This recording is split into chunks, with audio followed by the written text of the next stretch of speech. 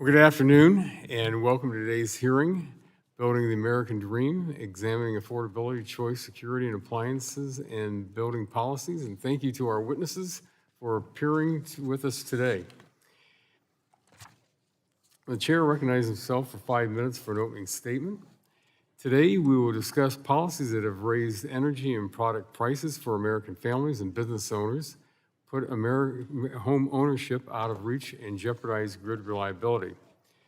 Many of these policies have been implemented in the name of energy efficiency, but the forced electrification from the left does not equate to increased energy efficiency and ignores affordability and consumer choice. Energy conservation will play an important role in meeting our nation's growing energy demand. However, consumer choice, affordability, and innovation must be prioritized in the execution of these goals. Over the last decade, it has become apparent that the statutory process for energy efficiency standards is broken.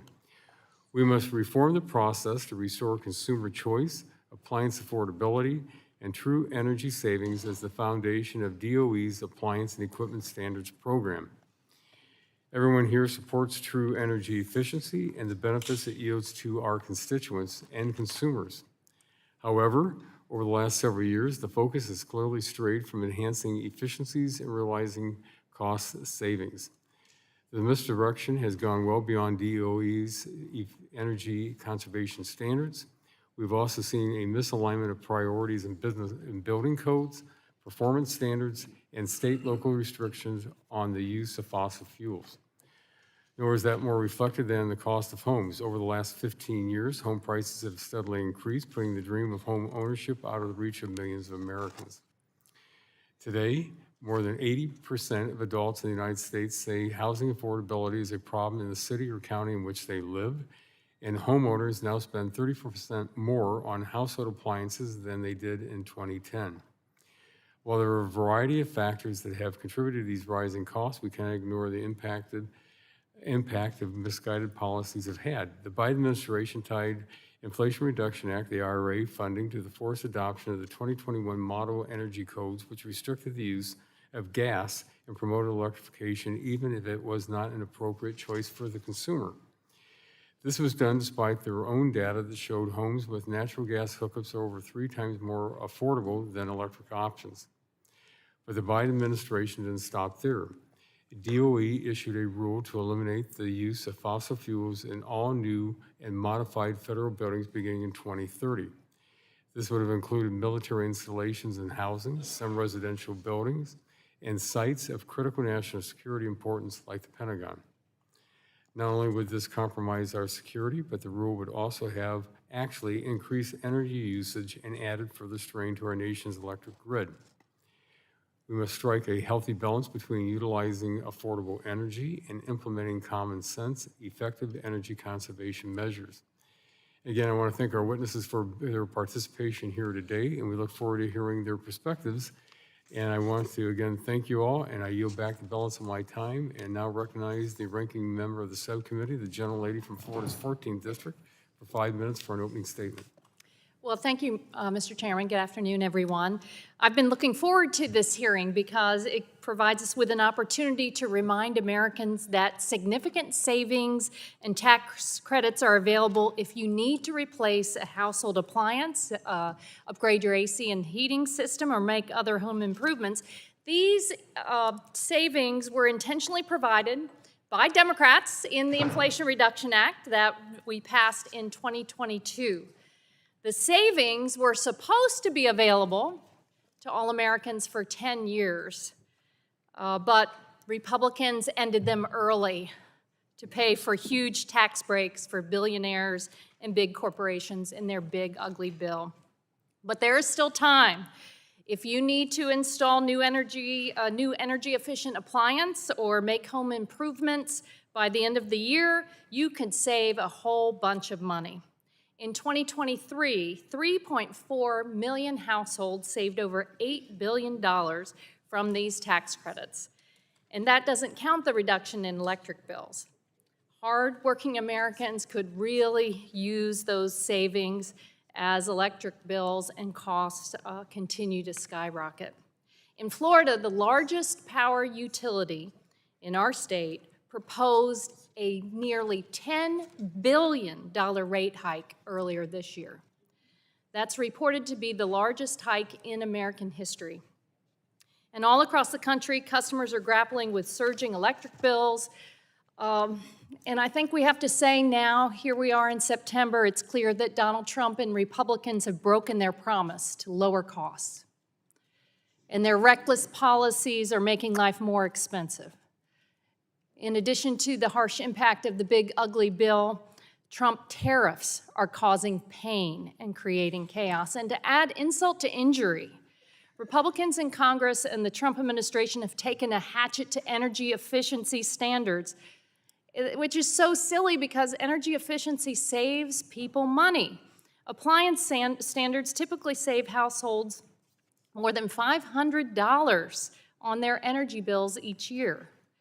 Homeowners will save $15,000 for homes built using the 2021 building codes compared to the old ones.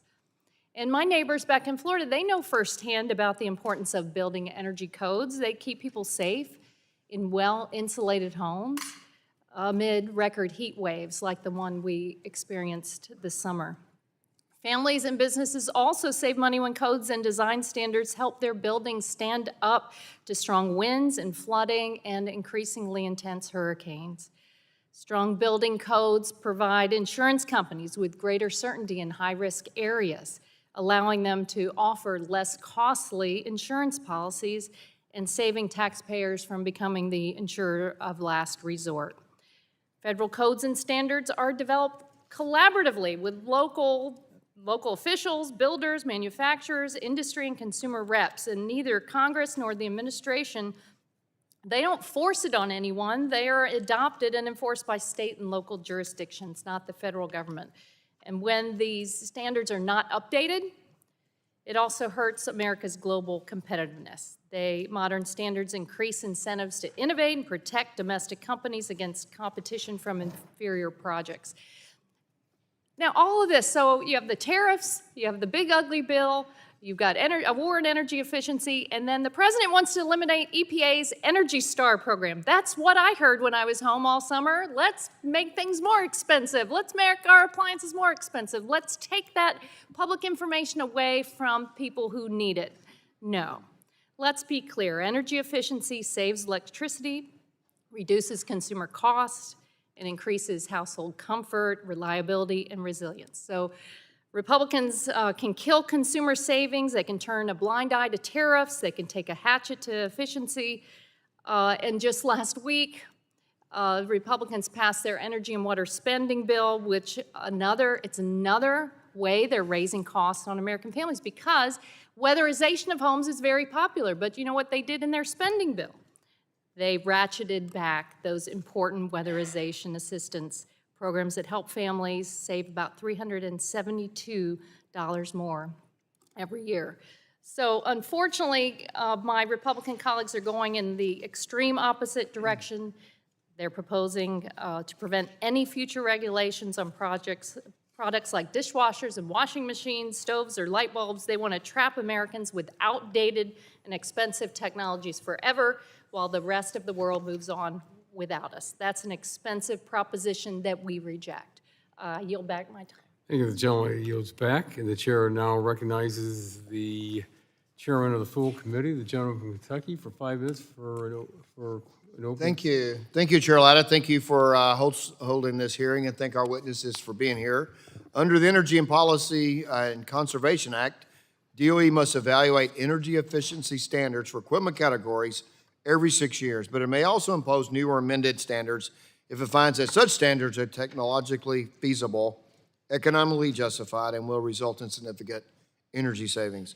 Unfortunately, DOE's Appliance and Equipment Standards program has strayed far from its original intent and now yields de minimis energy efficiency benefits while imposing sufficient costs on consumers and manufacturers.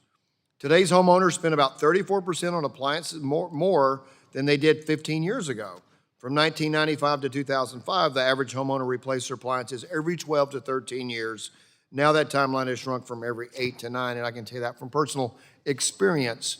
Even more concerning, aspiring homeowners also face record housing prices, in part due to the rising cost of compliance with onerous regulations under the guise of energy efficiency. The Biden-Harris administration's DOE issued nearly 30 energy-efficient regulations, totaling over $60 billion in costs to the economy. President Biden's DOE proposed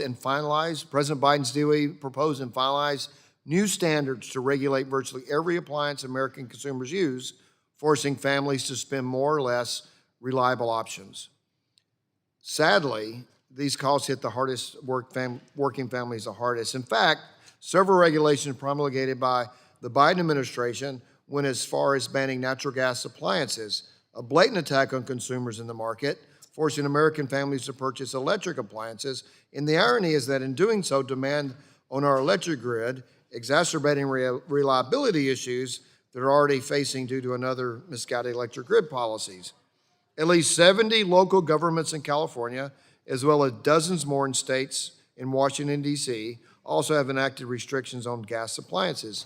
New York has a statewide gas ban, and many states have adopted building codes and performance standards that act as de facto gas bans. As if this wasn't going far enough, the last administration also finalized regulations to enforce a fossil fuels ban on all federal buildings, including military installations, residential housing, and sites with highly sensitive functions like NIH and the Pentagon. These building and appliance policies are dangerous, unsustainable, and expensive. American ratepayers are seeing the impact of these misguided policies reflected in their utility bills already. As more strain is placed on the grid and baseload sources like natural gas are restricted, prices will rise and reliability will plummet. I look forward to working with Chair Latta and members of this committee to develop policies that make homes and appliances less expensive for consumers, strengthen our electric grid, and allow more families to realize the American dream. It doesn't make products cheaper to make them more expensive and just subsidize on the back end. What we need to do is make the products that allow manufacturers to make products that people want to buy at the price they want to pay for it. So I thank you for that, and I yield back. Thank you. The gentleman yields back. The chair now recognizes the gentleman from New Jersey, the ranking member of the full committee, for 5 minutes for an opening statement. Thank you, Mr. Chairman. Today's hearing continues Republicans' illogical plan to increase monthly energy bills for American families who are already struggling to make ends meet as prices on everyday goods increase thanks to Trump's trade war. The latest jobs report, the worst since the start of the COVID-19 pandemic, proves just how devastating Republican policies are. In August, job growth came to a crawl, adding just 22,000 jobs. At a time when home energy bills are rising all over the country, in large part thanks to the disastrous and malicious policies of the Trump administration and congressional Republicans, House Republicans have chosen to double down on their attacks on the very tools that we have to keep energy bills low. In my home state of New Jersey, energy prices have already increased thanks to PJM's inability to add new resources to the grid. These increases, coupled with the devastating project financing cuts from the Trump administration, hurt New Jersey families. And now House Republicans seem to have decided, rather than helping everyday families with monthly energy bills, they want to make our homes more expensive to heat and cool. Today, we're likely to hear Republicans misrepresent the facts around energy efficiency, conservation standards, and building codes. And let me set the record straight about some of the misinformation. Committee Republicans continue to circulate a factually inaccurate claim about the cost of meeting the 2021 International Energy Code. Their number is a result of double counting and including measures not required by the code. In reality, building energy codes have a negligible impact on housing prices, but they save homeowners real money on their monthly energy bill from the moment they move into the house. And Republicans will also suggest that energy efficiency standards disproportionately target natural gas products, but in reality, the law prohibits DOE from eliminating products based on their fuel source. This is all incredibly important at a time of rising energy prices, increased energy demand on the grid, and slowed job growth. Republicans' big ugly bill is projected to raise electricity prices by an astonishing 61% over the next decade, costing Americans nearly $300 more each year. And Trump ran on a promise to cut energy costs in half in his first year, but Republicans jammed through this disastrous bill that provides giant tax breaks for their billionaire friends while sending American utility bills through the roof. Energy efficiency standards are popular. In 2024, American households saved over $500 on their energy bills, thanks to industry-supported appliance standards. And in 2023, energy efficiency jobs employed almost 2.3 million people. But I'm not surprised that we're here debating all this again. Energy efficiency used to be a bipartisan topic, but over the last few years, Republicans have politicized and polarized these common sense policies. Congressional Republicans in the Trump administration spent the first 8 months of the year gutting the Department of Energy, targeting efficiency standards through numerous Congressional Review Act resolutions, gutting clean energy incentives, keeping expensive fossil fuel plants online, and imposing costly tariffs that are supercharging inflation. These actions directly result in rising costs for Americans. Republicans don't care about lowering costs. All they care about is rewarding their oil and gas friends, punishing clean energy, and keeping President Trump happy. It doesn't matter what the facts are. If Trump doesn't like his showerhead, congressional Republicans will prioritize his needs over the needs of everyday Americans. And I want to thank the witnesses for being here today. I hope we're able to have a productive conversation centered around facts and the merits of energy efficiency. And with that, I yield back the balance of my time, Mr. Chairman. Well, thank you very much. The gentleman yields back the balance of his time, and that now concludes member opening statements. The chair reminds members that pursuant to committee rules, all members' opening statements will be made part of the record. Again, we want to thank our witnesses for being with us today and taking time to testify before the subcommittee. Each witness will have the opportunity to give an opening statement of 5 minutes, followed by a round of questions from the members.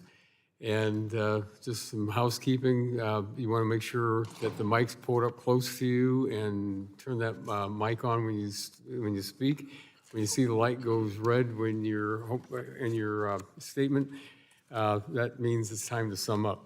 But our witnesses for today are Mr. Buddy Hughes, the chairman of the board at the National Association of Home Builders, Mr. Ben Lieberman, senior fellow at the Competitive Enterprise Institute, Ms. Kara Saul-Rinaldi, chief policy officer at the Building Performance Association, and Mr. Jim Steffes, the senior vice president of regulatory policy and advocacy at Washington Gas.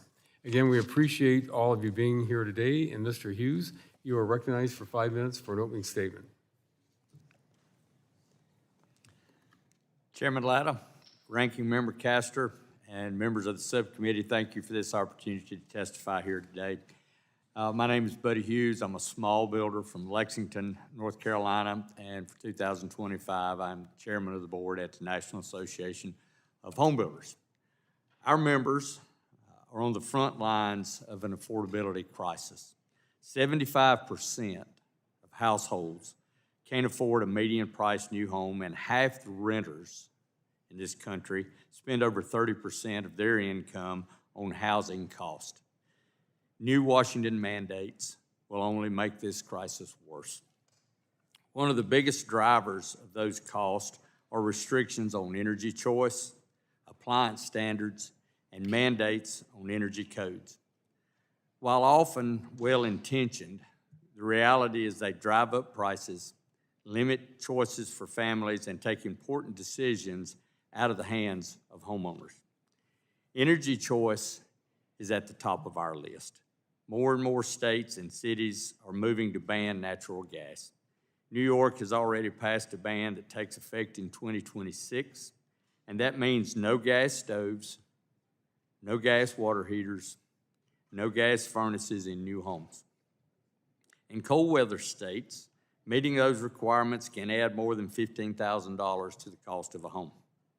That's just not sustainable in a place where most households are already priced out of a new home. Families feel it every month in their utility bills. Last winter, households using natural gas spent about 42% less and saved over $125 billion over the last decade. That's why NHB believes families, not government mandates, should decide what energy and appliances make sense in their own homes. Appliance choice is part of that same story. DOE's recent rules on furnaces, water heaters, and stoves phase out natural gas, raise cost, and cut off choices. Congress can protect families from higher costs by preventing appliance standards from being turned into backdoor gas bans. Now, let me be clear, when it comes to building energy codes, NHB supports reasonable and most of all cost-effective codes. We've worked with state and local governments for decades to modernize codes. But what we can't support are rigid federal mandates that force every state and local government into the same costly outcome. The push to require the 2021 IECC as a national baseline is a prime example. Compliance with this code can add more than $31,000 to the cost of a new home. And the payback period on that extra cost and upgrades is approaching 90 years. This problem is compounded by Section 50131 of the Inflation Reduction Act, which conditions $1 billion in federal funds on adoption of the 2021 IECC. By tying dollars to a single code, the program eliminates local flexibility, undermines state authority, and pressures communities into costly mandates that hurt affordability. You don't have to look any further than Kansas City, Missouri. After adopting the 2021 IECC to qualify for these funds, single-family housing permits dropped 22%, while permits in the surrounding communities jumped 117%. The result was fewer homes, fewer jobs, and higher costs for families. New homes are already highly efficient. The bigger opportunity lies in the 130 million older homes built before modern codes, where retrofits can deliver far greater energy savings than adding cost to the small share of new homes built each year. NHB supports practical, cost-effective energy policies, but federal mandates on energy, appliances, or codes that ignore affordability will only make the housing crisis worse. Thank you again for the opportunity to testify here today, and I look forward to your questions. Well, thank you very much for your statement. And Mr. Lieberman, you are recognized for 5 minutes for your opening statement. Chair Latta, Ranking Member Castor, members of the subcommittee, dedicated staff, thank you for the opportunity to testify today. My name is Ben Lieberman. I'm a senior fellow with the Competitive Enterprise Institute, a nonpartisan public policy organization that concentrates on regulatory issues from a free market perspective. Prior to that, I worked on several of these issues as a staffer on this committee from 2011 to 2018. But I've actually been following these issues all the way back to the 1990s, and over that span, I've seen some of the problems with these regulations only getting worse for consumers. When I started, most home appliances were subjected to one or at most two rounds of Department of Energy efficiency regulations. But now many have been hit with 4, 5, or even 6 rounds of successively tighter standards.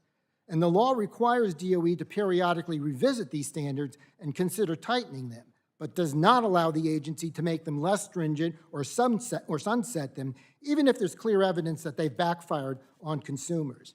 Now, as far back as 1996, there was widespread recognition that there were problems with appliance overregulation, and DOE instituted a number of process reforms to restore balance. And I bring this up for 2 reasons. It demonstrates that some of the problems were already evident almost 30 years ago, and given that these reforms were instituted under President Clinton, it shows that this issue wasn't always as partisan as it is today.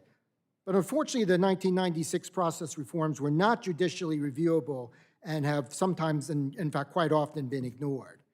Now, all of these standards raise the upfront cost of appliances. And in some cases, like the upcoming furnace and water heater regulations, the increase is so steep that homeowners may not earn back the upfront cost in the form of energy savings. The law has a provision that the initial cost increase not be more than that is earned back within 3 years, but this metric is not mandatory and is routinely bypassed. Other rules compromise product quality. Perhaps most annoying are dishwashers, which now take 2 or more hours to do a normal cycle, twice as long as it took before standards were in place. Washing machines have been subjected to regulations in 1994, 2004, 2007, 2015, 2018, and most recently in 2024, and have also caused several performance problems. And refrigerators don't last as long as they used to. Choices are also being limited, and not just incandescent light bulbs. For example, the option of a non-condensing gas furnace will no longer be available in 2028 when the latest rule takes effect. Climate change has become a finger on the scale favoring more regulations and has been used to disproportionately target natural gas-using appliances in favor of electric versions. Now, H.R. 4626, the Don't Mess With My Home Appliances Act, contains a number of very good ideas and deserves serious consideration. Best of all is the look-back provision, which would allow the agency to fix problems with existing regulations. I mean, do we really want to keep pretending that Department of Energy appliance regulators have never made mistakes that need correcting? And do we want to keep pretending that there aren't homeowners who are unhappy with the results of some of these regulations? I would note that this common sense reform was one of the recommendations in a National Academy's report on appliance regulations. The bill also contains provisions to ensure that any new rule saves consumers more money than it costs, which makes so much sense that most people would be surprised that it isn't already standard practice at the agency. The bill also states that these regulations cannot be used to impose climate policy and that natural gas appliances cannot be disproportionately targeted. In addition, H.R. 4758, the Homeowner Energy Efficiency Act, takes the critical step of repealing several Inflation Reduction Act programs that pursue this anti-natural gas agenda. Needless to say, the American people don't want to see our tax dollars being used to take away our energy choices. I do think these bills could go further. In particular, there are several home appliance categories that have already been so badly overregulated, they should be exempted from any further rules. I would suggest dishwashers, washing machines, and light bulbs. I also believe that stoves should have never been regulated in the first place and ought to be excluded. But overall, the less government interference with our appliance choices, the better. If we can't sunset the program entirely, let's at least do some judicious pruning, and these bills are a good start. Thank you. Well, thank you, Mr. Lieberman. And Ms. Saul-Rinaldi, you are recognized for 5 minutes for your opening statement. Thank you. Subcommittee Chair Latta, Chair Guthrie, Subcommittee Ranking Member Castor, and Ranking Member Pallone, and members of the subcommittee, thank you for the opportunity to testify. The building sector is responsible for nearly 30% of U.S. energy consumption, but a significant portion of this energy is wasted. Energy efficiency in buildings and appliances lowers costs for families and businesses. Policies aimed at building homes more efficiently and retrofitting the over 120 million existing residential units across the country will not only help homeowners save money, but will also improve household comfort, health, safety, and resiliency. Advancing energy efficiency across the U.S. reduces demand on our energy system while driving local job growth among the small business contractors that I am proud to represent here today. My name is Saul-Rinaldi, and I serve as the Chief Policy Officer for the Building Performance Association. BPA is a membership-driven industry association dedicated to advancing the home and building performance industry. I appreciate the opportunity to represent BPA to share how energy efficiency isn't about doing less. It's about using America's greatest resource to do more, better, and at lower cost. Last month, the U.S. Department of Energy released its United States Energy and Employment Report, or the USER. The 2025 USER affirmed what past reports have repeatedly shown.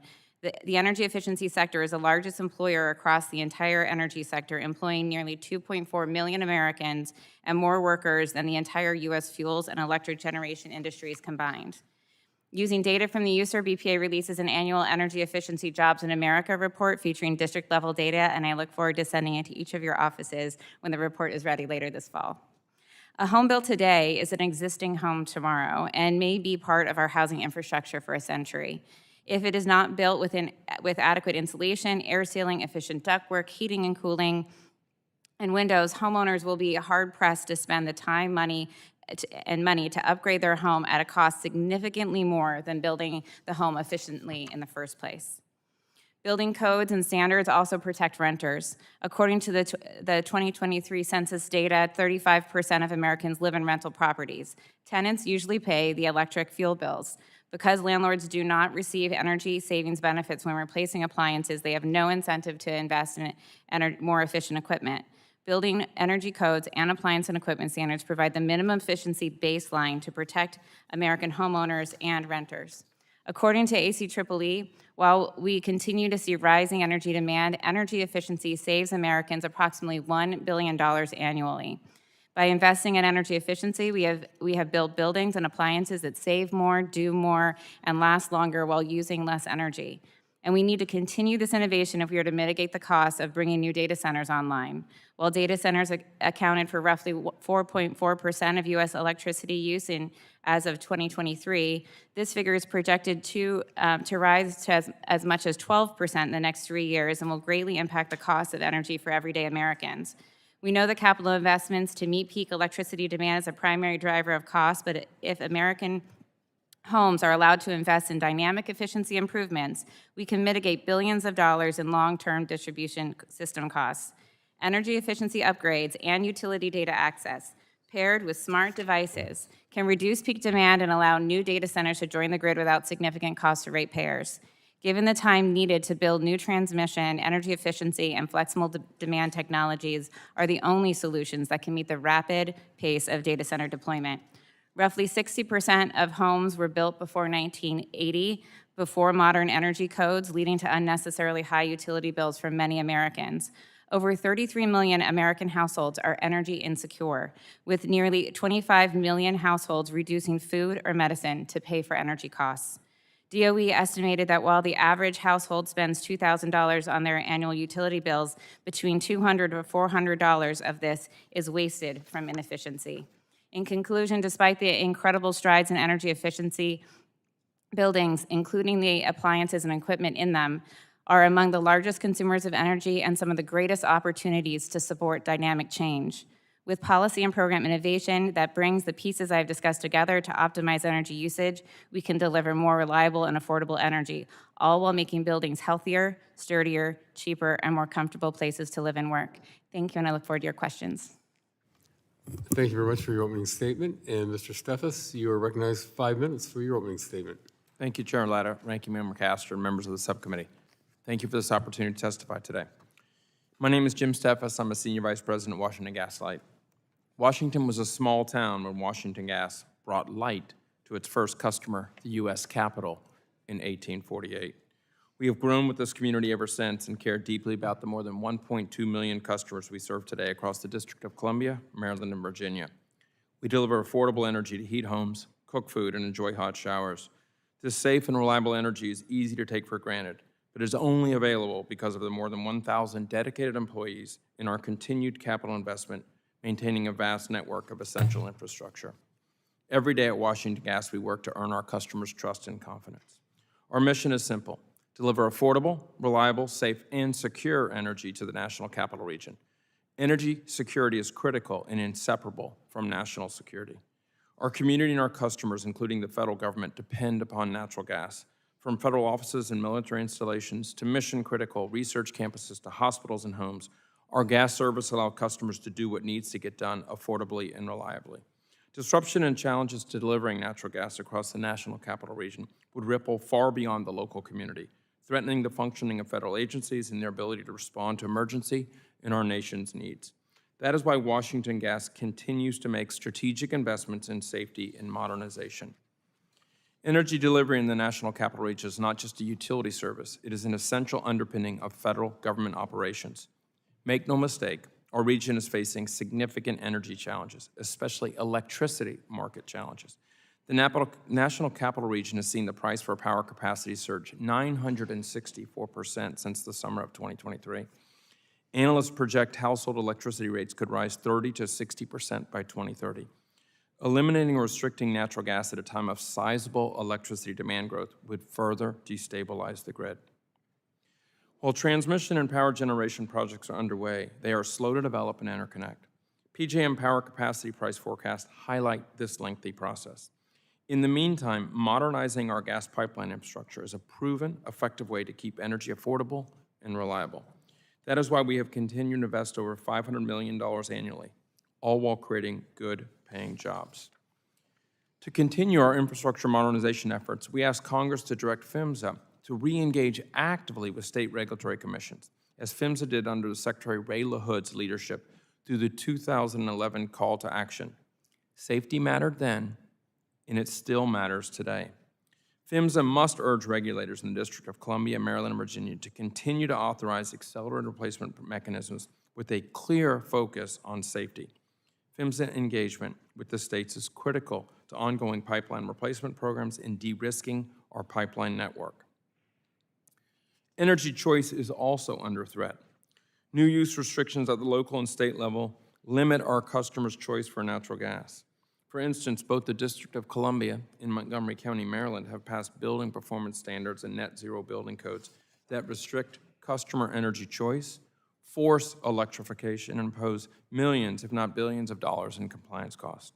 At the federal level, Section 433 of the Energy Independence and Security Act requires new and renovated federal buildings to eliminate fossil fuel use by 2030.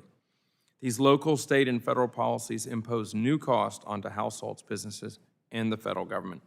These policies also risk amplifying the crisis in the electricity market. To overcome these restrictions on energy choice, Congress should do two things to support energy security and energy choice. First, pass the Reliable Infrastructure Act, which would repeal Section 433 and allow federal buildings to take a balanced approach to their energy future. Second, pass the Energy Choice Act, which prevents state and local gas bans from restricting energy choice in a balkanized and haphazard manner. Together, these two actions safeguard energy affordability, energy reliability, and energy choice for consumers, including federal facilities. Natural gas is indispensable to heating our homes, to powering our families, to delivering energy affordability, to growing our economy, and to ensuring long-term energy security. Washington Gas is committed to working with you to modernize our infrastructure, protect energy reliability, and preserve energy choice so we can meet the energy needs of today and tomorrow, affordably and securely. Thank you, and I look forward to your questions. Well, thank you very much for your testimony, and that will conclude our witnesses' opening statements. And at this time, we will go to the members' questions. And I will begin with my questions, and for 5 minutes. U.S. utilities have committed to 116 gigawatts of large capacity additions in the next few years, approximately 15.5% of the current peak demand. There is significant need for energy capacity and associated infrastructure, and the market is responding. A leading industrial firm will double gas turbine production capacity within the next 2 years. Distribution transformers are also in high demand. The previous administration proposed a standard under EPCA for transformers that would have required a complete retooling of the product design and material composition while yielding an efficiency gain of less than 0.1%. This standard will exacerbate supply chain issues. Mr. Lieberman, do you know if efficiency gain of less than 0.1% qualifies as yielding a significant energy savings as required by EPCA? Well, clearly it doesn't. And there's a provision in the underlying law, the Energy Policy and Conservation Act, explicitly forbidding DOE from setting a new or an amended standard unless it saves a significant amount of energy. In fact, that's in the statute more than once. Unfortunately, it never quantified significant conservation of energy, and we've seen over time it's become eye of the beholder, and DOE will set a standard even if the energy conservation seems to be trivial. Another example of that is the most recent stove standard. It would save gas stove cooktop owners about 21 cents a year, but that was considered significant. So I think there's some value in the Don't Mess with My Home Appliances Act puts numbers and percentages on conservation of energy. So it's not really changing the underlying statutory provisions. It's just making them easier or making them harder to get around. So I think the answer is yes, it was a trivial amount of energy, and that standard should not have. Well, let me ask you another question. When a product has maximized technologically achievable energy efficiency gain, is it reasonable to allow products to no longer be regulated under EPCA? Yes, and some of these appliances have been regulated now 4 times, 5 times. Some of them are on to the 6th round of successively tighter standards. We're proving the law of diminishing margin returns or maybe even negative returns. I think it makes perfect sense to have stopping points. I believe the original statute contemplated that, but we're not seeing that. As somebody once said, birds fly, fish swim, and regulators regulate. So we'll just keep seeing more and more regulations over time, even if they don't necessarily make sense. Well, thank you. Mr. Steffes, Section 433 of the Energy Independence and Security Act required DOE to phase out fossil fuel-generated energy consumption in new and remodeled federal buildings by 2030. How will this impact energy reliability at sites of high national security importance like the Pentagon and Fort Meade? Thank you, Mr. Chairman. You know, the energy network is built upon 2 distinctive networks, the gas network and electricity grid. They work together.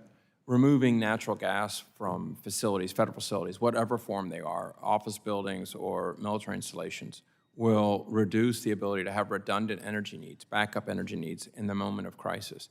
Clearly, that will challenge reliability. Our system, our natural gas system, is 99.7% reliable. We are very proud of that fact as an underground network. Removing that removes reliability. I also think it will challenge affordability by doing that. The government will have to invest money that they would otherwise not need to invest. And worst of all, you're going to be driving up the demand in a very difficult time for the electricity market. All those things are coming to bear if we don't repeal 433. Well, thank you. Mr. Hughes, in my last about 45 seconds, the previous administration took a whole of government approach to develop and mandate green building policies to end all use of fossil fuel for heating and cooking. And how have these policies already impacted Americans despite the current administration's efforts to correct course? And unfortunately, I got about 22 seconds. And I'm sorry, I didn't understand. Yeah, the previous administration took a whole of government approach to develop and mandate green building policies and use of fossil fuel energy for heating and cooking. And the question is, how are these policies already impacting Americans despite the current administration's efforts to correct course? And unfortunately, I'm out of time, so I'm going to have to ask probably to get that in writing from you. And at this time, I yield back. And I will recognize the gentlelady from Florida, the ranking member of the subcommittee, for 5 minutes for her questions. Thank you, Mr. Chairman. Ms. Saul-Rinaldi, this committee has heard repeatedly that we can anticipate unprecedented increases in electricity demand in the coming years. How do appliance standards and energy efficiency and building energy codes help address the growing load growth requirements? The load growth is going to need to be addressed by energy efficiency. There's no way to be able to meet it as rapidly as the load growth is without being able to deploy energy efficiency. Codes and standards set a baseline, and then what we really need is to have an additional dynamic efficiency that's using buildings as virtual power plants so that we can meet those additional peak loads. We have to remember that utilities build power plants to meet their peak needs, and so buildings can be a part of meeting those peak needs by reducing energy use during those peak times. But building codes and buildings and appliance standards will bring additional demand off the grid and further help meet the needs of that load growth. And talk about the speed and the timeline of deploying energy efficiency to address load growth or building a new power plant, whether it's renewable or gas. To permit and build a power plant can take 5 to 7 years, whereas depending on whether or not the technologies have already been deployed, deploying energy efficiency in a virtual power plant way, which is connecting all of those buildings and all of those smart systems, can take 5 to 7 months. So it's significantly faster to deploy energy efficiency. And then, of course, as you move energy efficiency in and give opportunities, whether it's tax credits to buy those more efficient appliances, those are things that can further push the higher efficiency elements into the marketplace. It seems like just a recipe for higher cost if you denigrate the ability of energy efficiency to help with the low growth issue. I was also really surprised in your testimony that you pointed out the 2025 U.S. Energy and Employment Report. I had no idea that the energy efficiency sector employs 2.4 million workers, while if you add up petroleum, natural gas, coal combined, it's 866,000 workers. That's surprising to me. So now that Republicans have repealed tax credits and savings in their big ugly bill, and when you add on the tariffs and you're cutting weatherization, and now obviously they're setting up some bills to come to committee to undermine energy efficiency and savings. What do you project is going to happen to all of those jobs? It's hard to know because we just had the bill had just recently passed, and we still have the tax credits, the 25C tax credit for which is the energy efficiency credit for homeowners. They have until the end of the year to take advantage of those tax credits. So contractors are working really hard to make sure that their customers know that if they were thinking about putting in a heat pump, they were thinking about putting in more insulation in their home, this is a time to take advantage of that tax credit if they have a tax liability. So we don't know quite yet. We do know that these tax credits passed, the 25C tax credit passed in 2005, and it did lead to an increase in jobs. And so as we take those opportunities away from homeowners to be able to meet those additional higher technology jobs, which do cost a little bit more, and be able to offset that with the tax credit, it's unclear exactly what that's going to do to jobs, but there will be an impact. Thank you very much, because that's where I started my testimony. Folks have until the end of the year to take advantage of that. And back home in Florida, do you know how important it is as people rebuild from the hurricanes? We're 1 year out from Helene and Milton. And this is a godsend because those tax credits can go to doors, windows, insulation. You're replacing your AC with a much more efficient heat pump that will save you money. So let the word go forth. These have to be installed by the end of the year, and the American people deserve these savings. It's just not right for Republicans here in the Trump administration to serve the bottom line of polluters and billionaires rather than hardworking Americans. Thank you, Mr. Chairman. I yield back. Thank you. The gentlelady yields back the balance of her time. The chair now recognizes the vice chair of the subcommittee, the gentleman from Texas, for 5 minutes for questions.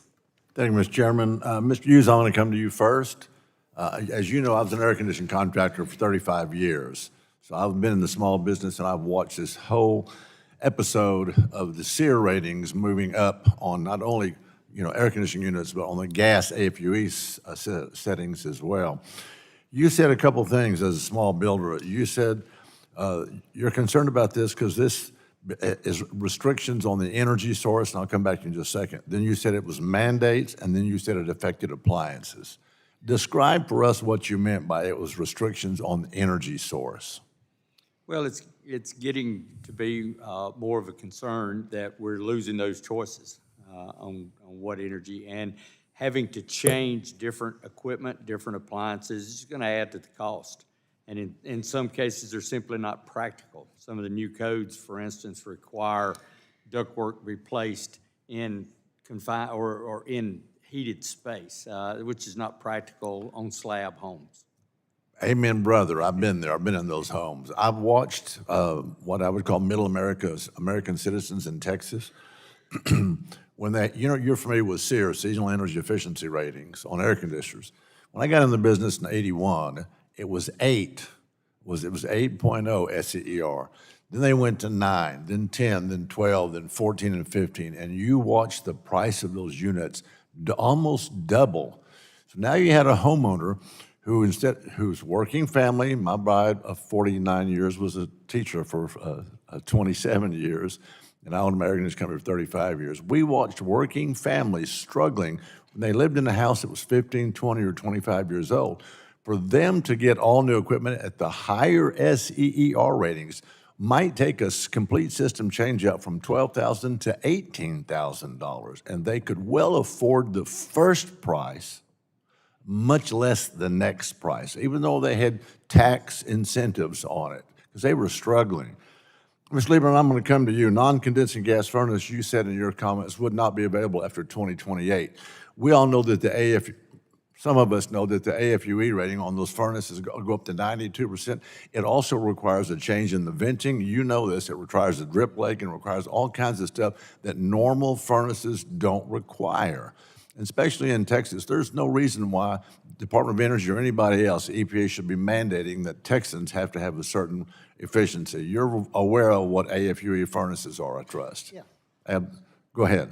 No two homes are alike. No two homeowners are alike. And we all know our own individualized circumstances and preferences better than any one-size-fits-all regulatory process. And so with the furnace rule that it will take effect in 2028, there are a lot of homes that won't get the furnace that makes the most sense for them. And as it turns out, it tends to be older, smaller, space-constrained homes owned by generally lower-income Americans. One-size-fits-all is very much a problem with some of these. It really is, and it affects not just lower income, but also middle income to slightly income. I can't tell you the number of times I've been in a house that was 20, 25 years old or older, and I said, sir, ma'am, there's a crack in your heat exchanger in your old original furnace. It's going to have to be changed. But it's also going to have to be an upper AFUE-rated furnace. You need a new evaporator coil and a new outside unit. And now, instead of a furnace that's choosing number $1,800, $1,900, whatever it is, you're now looking at about $7,000, $8,000 back in the 80s, or $9,000. Much, much higher than that. And I've had people look me in the eye and say, well, Mr. Weber, you say there's a minor crack in the heat exchanger, puts that carbon monoxide. Yes, sir. They said, how dangerous is that? And I said, well, you know, if you get enough in your bloodstream, it can kill you. I said, you can go to sleep at night and the next morning wake up dead, which is not a bad way to go if you're ready to go. And they literally would look me in the eye and say, what are the odds, what's the percentage rates that it would actually kill somebody in our family? And I said, well, they're actually pretty low, but when it happens, they're just as dead as they could be. And families can't always afford these mandates. It's a good idea. I know that we want less pollution, and we want all this stuff that we want to happen, but we have to take into account that American families can't always afford these good ideas. Ms. Rinaldi, I'm going to come to you. Everything you said sounds good about all the energy savings, but I just laid out a scenario for you where Americans can really afford all this. So I'm just going to end my comments, Mr. Chairman, by saying it's like the best laid plans of mice and men, and I yield back. Thank you very much. The chairman yields back the balance of his time. The chair now recognizes the ranking member of the full committee for 5 minutes for questions. Thank you, Mr. Chairman. I have 3 questions of Ms. Saul-Rinaldi, so I'm going to try to get through the 3. At a time when Americans are struggling with everyday prices, the Trump administration and congressional Republicans have enacted policies that, in my opinion, only result in increased energy prices for American families. So my first question is, with these increased energy costs, can you please talk about the role of energy efficiency in helping households keep monthly energy bills affordable? And what happens if Republicans continue to gut efficiency standards, if you will? Well, without efficiency standards, homeowners would buy whatever is cheapest in order to put it in their house. That would likely not include the higher efficiency technologies, and they would be spending more on their monthly utility bills. I think one of the key things is most of the time, we all know when we buy a new appliance, it's because something broke. It's because our air conditioner broke or our dishwasher broke. And what ends up happening is that they don't necessarily have thousands of dollars or even hundreds of dollars burning a hole in their bank account. So that homeowner needs to figure out how they're going to serve the needs of their family in the most cost-effective way possible. And they will buy what is just at standard. And so what building standards do and what appliance standards do is provide that baseline standard so we make sure to protect homeowners from the least efficient appliances and the least efficient codes. So that's why they're just really critical. All right, thanks. And my second question is, I mentioned what I said was a factually inaccurate number in my opening statement. I'd like to get your take on it. Republicans claim that meeting the 2021 International Energy Code can add up to $31,000 to the price of a new home. But based on my review, this number includes several items that are not even required by the code. So have you seen this number before, and can you confirm that it includes several items that are not required by the code? Yes, about 80% of that number are different. There's many different pathways, both prescriptive and performance in the code, and that number is choosing more expensive pathways. I mean, I can give you some examples if you'd like. You want to give us an example? So that, for example, there's a number of on double wall construction. It leads to $18,000 in that example of that $31,000. That $18,000 can be led to, but in much cheaper ways through different pathways, which include single wall and wrapping the house. There's also $3,000 for the ventilation energy package, which can often be substituted with a hot water heater, for example, a more efficient hot water heater. So there's different pathways to get to meet the model energy code, and that $31,000 number is more elevated than one would see in the marketplace normally. All right, thank you. And then my third question is about,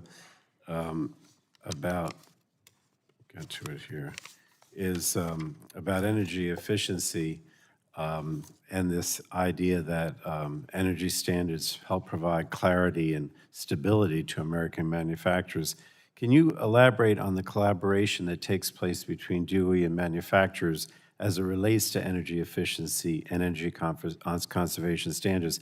How do these standards help American manufacturers compete and avoid being undercut by inefficient foreign products, if you will? It is those, and remember when I talked about some of those really potentially cheap products that could flood the market, those would likely be foreign products. And American manufacturers work with the Department of Energy. They go through the standards. The standards process takes some time. Not every single appliance that is reviewed has a new standard. It has to be cost effective and technologically feasible. And then they work with the manufacturers and other stakeholders to make sure that they are coming up with something that will work for the marketplace.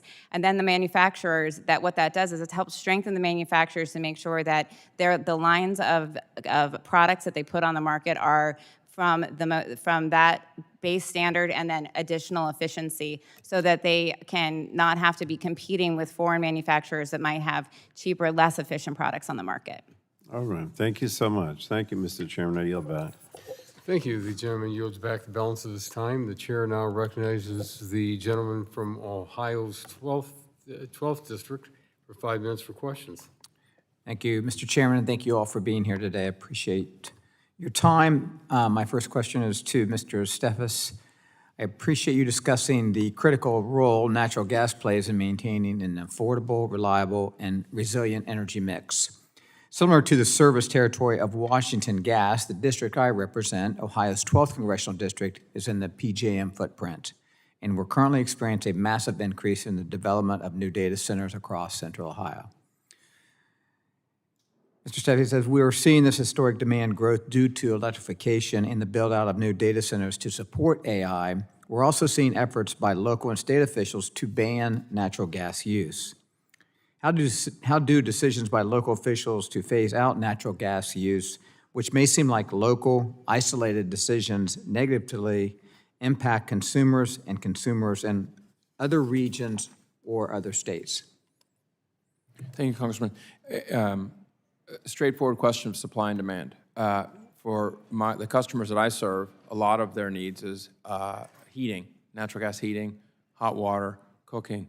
If you mandate, as in our communities, no more natural gas will be used, those customers are going to find another way to provide heating. They're not going to go without heat. They will use electric heat. That will add additional demand to the electricity market while it's very difficult to add supply. Additional demand without supply increases prices. Agree. Mr.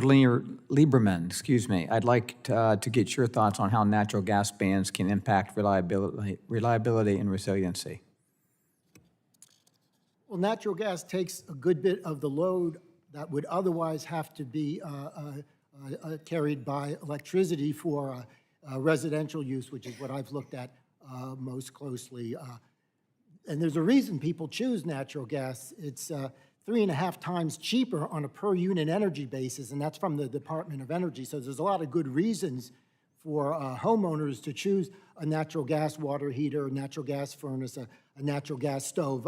Others who are into cooking swear by the superiority of gas cooking. But from an energy perspective, gas is cheaper, and it takes some of the load off of electricity at a time where we're struggling to keep up with increasing demand. Thank you, Mr. Lieberman. My next question is directed to Mr. Hughes. In your testimony, you note your concerns with the previous administration's final rule on residential furnaces, which effectively bans non-condensing gas furnaces after 2028. Can you walk us through how this rule would increase costs for consumers, and specifically how it would disproportionately impact seniors and low-income families? Well, just the added cost of installation in most cases. We're a big proponent, as Mr. Rinaldi is, to upfitting existing homes, but in too many cases, condensing units aren't always practical. So just the added installation cost alone and the added equipment cost alone is a huge factor. Thank you. I'll do a follow-up with you, Mr. Hughes. I think many on this committee, myself included, have deep concerns on that the efficiency standards proposed and finalized by the previous administration fail to meet EPCA's requirement that the standard is economically justified. Do you believe those efficiency standards finalized on home appliances were economically justified or cost-effective? Question. And how would some of those appliance standards hurt consumers and new owners? In most cases, we find that they're not cost-effective. New appliances to these new standards, I found personally, simply don't last as long. They're more expensive and they simply don't last as long. So that adds to cost also. Mr. Lieberman and Mr. Steffes, would you like to add anything to that? Mr. Lieberman, you can go first.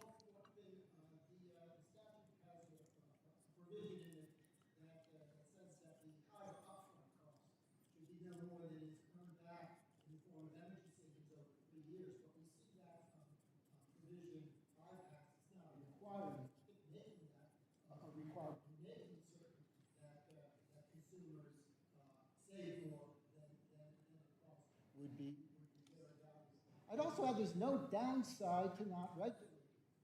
Anyone who wants an efficient appliance is always free to buy one. And there's plenty of models available. Manufacturers have shown that they'll make models that go above and beyond. Go to Home Depot, Lowe's, you can find appliances in any category that are much more efficient than the standard. But the standard doesn't make sense for everyone, and that's why I think we should go to a more approach with consumer choice rather than federal mandate. Thank you. I apologize, Mr. Steffes, but Mr. Chairman, I yield back. The gentleman yields back, and the chair now recognizes the gentlelady from Virginia's 4th District for 5 minutes for questions. Thank you, Chairman Latta and Ranking Member Castor, for holding this very timely hearing. Across the country, 1 in 3 households is forced to cut back on basic necessities just to afford their energy bills. In Virginia, families face electricity rate hikes of at least $10 a month. And this is on top of rising grocery prices caused by President Trump's reckless tariffs and draconian Medicaid cuts that strip health coverage from millions of low-income Americans. And rather than addressing these problems, the Trump administration has frozen or canceled funding for clean energy projects, even though clean energy consistently delivers cheaper electricity than dirty fossil fuels. And the Republicans' big, ugly bill terminating clean energy tax incentives that were already helping homes and businesses save money through energy upgrades. And Republican leadership used the Congressional Review Act to reverse the Biden-Harris administration's common sense energy efficiency standards that have broad public support and save customers money by reducing their individual demand. In 2024, DOE's standards help the average American household save over $500 on their utility bills. And in this committee, we often discuss how growing energy demand from manufacturing and data centers and the urgent need to bring more generation online. But energy efficiency is one of the quickest and most cost-effective tools we have to reduce peak demand, to reduce individual demand and therefore lower individual customer bills, lower greenhouse gas emissions, and strengthen grid resiliency and energy security. Now, Virginia is home to more than 600,000 veterans, many of whom face unique challenges transitioning to civilian life and finding good-paying jobs. But energy efficiency jobs have provided important opportunities for veterans, who currently make up about 10% of the workforce in this sector alone. For many veterans, energy efficiency jobs offer a meaningful way to leverage their leadership and technical skills while continuing to contribute to our national security. So, Ms. Saul-Rinaldi, could you discuss how federal energy efficiency policies support workforce development and create career opportunities for veterans and other workers? Absolutely. And I'm glad you brought up workforce training. Workforce training is critical right now. In the building sector, every time that we talk with contractors, they always are looking for trained workers. And the veterans are a big part of where they seek to find and bring in new workers to be a part of their teams.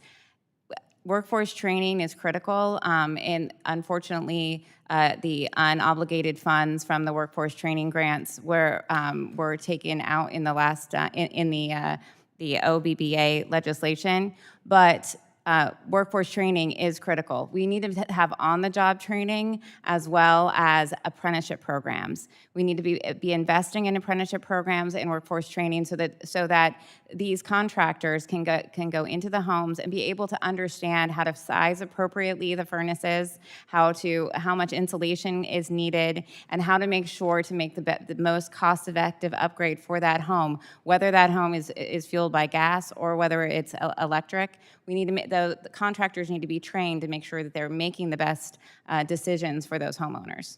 Thank you.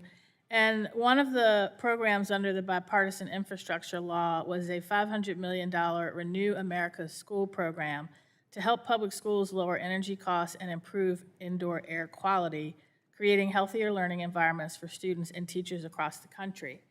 In the 2024 funding cycle, Richmond Public Schools in my district was one of 16 districts across the country to receive over $15 million to support much-needed upgrades at 22 Title I schools. Many of these schools were over 50 and in some cases over 100 years old, so you can imagine how inefficient energy-wise they were. But in January, President Trump issued executive orders illegally freezing funding for the Renew America schools. Ms. Saul-Rinaldi, how has the uncertainty created by the Trump administration's funding freezes impacted schools and businesses looking to upgrade their facilities? Well, I think any of the funding freezes that we've seen or cancellations has created some uncertainty in the marketplace, particularly when it comes to job creation and hiring, and for contractors who are unsure whether or not certain programs are going to be there to fund those upgrades. They certainly don't want to promise something and go through all the effort to put together a school redevelopment or a church redevelopment for those nonprofits in that program, and then find out that they don't have the funding there to be able to meet that need. So uncertainty is really hard in general for the marketplace, particularly for the small business contractors. Thank you. I yield back. Thank you very much. The gentlelady's time has expired and yields it back. The chair now recognizes the gentleman from Georgia's 12th District for 5 minutes for questions. Thank you, Chair Latta, for holding this important hearing to discuss the appliance and building policies. I thank you, the witnesses, for being here today. During the Biden administration, there was a 4-year assault on consumer choice of appliances, from gas stoves, refrigerators, and freezers to washers, dryers, dishwashers, and air conditioners. No household appliance was off limits in their pursuit of a radical rush to green agenda. In fact, I tell you, I got more questions in the district it was August work period. I mean, people ask me, why is my new air conditioner costing 3 times what I paid for it 10 years ago? Because of this new gas and this, I thought technology was supposed to lower prices, and that's the comments I got. And but it's a real problem for our consumers. And of course, that's why I'm proud that to introduce the bill Don't Mess with My Home Appliances Act, which implements necessary reforms to the Energy Policy and Conservation, EPCA, prevent future administrations from issuing burdensome standards on household appliances that would drive cost and reduce availability. And like I said, I don't know where we're getting these numbers about all this money we're saving, but like I said, the costs are enormous. In fact, I had to do something I never thought I'd do in my lifetime, was stand on the House floor and defend my wife's gas stove. And we won that battle. She got to keep it. So, again, what's important is to preserve consumer choice and maintain a diverse energy mix. Mr. Lieberman, you mentioned in your testimony the issues with EPCA and how costly it can be to implement new appliance regulations. Do you have an average of how much the Biden Department of Energy's rules on some appliances cost consumers? Well, you mentioned air conditioners. Central air conditioners are in the very unfortunate position that they're hit with Department of Energy and Environmental Protection Agency regulation, and it's that 1-2 punch that's really done a number on appliances. A DOE rule that predates the Biden administration but took effect in 2023 raised the cost of home air conditioners. And then a Biden EPA rule that took effect for manufactured equipment after January 1st of this year has really done a number on appliance affordability, especially air conditioners. And I've talked to air conditioner installers who say that that EPA rule alone added $1,500 on top of the other regulations. So it's definitely a cumulative effect. And a number of these regulations were from the Biden administration, but a number of them predate the Biden administration as well. Well, and the other problem is some of this stuff doesn't work. I mean, the washing machines, I'm told, you got to wash your clothes multiple times. I mean, we had one lady that wrote in here and said she had to put more water in her washing machine to get her clothes clean. Had to drag the water hose in there and put it in the water. I mean, you can't believe this stuff. You mentioned my bill, the Don't Mess with My Home Appliances Act, to reform EPCA. How would this bill help with ensuring consumer choice and lower cost of appliances?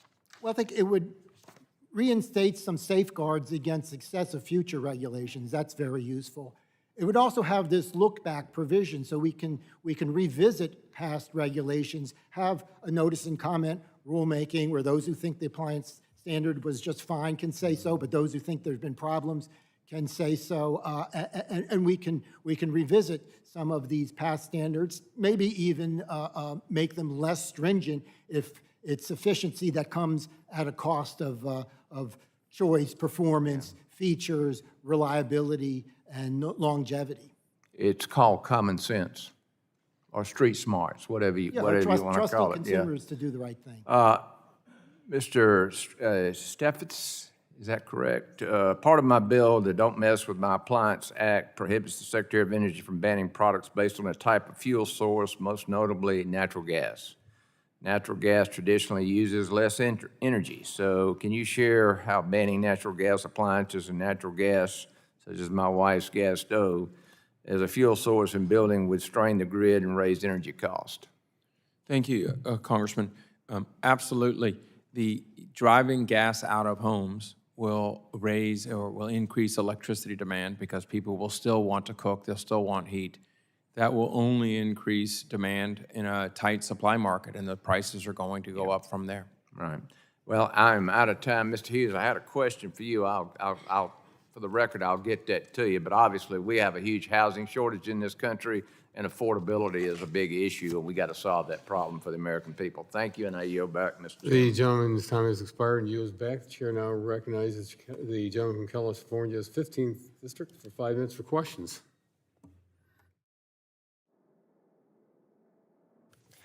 Thank you, Mr. Chair. And thank you to our witnesses for your testimony today. As we know, affordability is a huge challenge. While the majority has passed one big, beautiful bill, their policies have increased energy bills by hundreds of dollars a year for families across America. This is on top of higher costs at the grocery store and diminishing coverage at the doctor's office.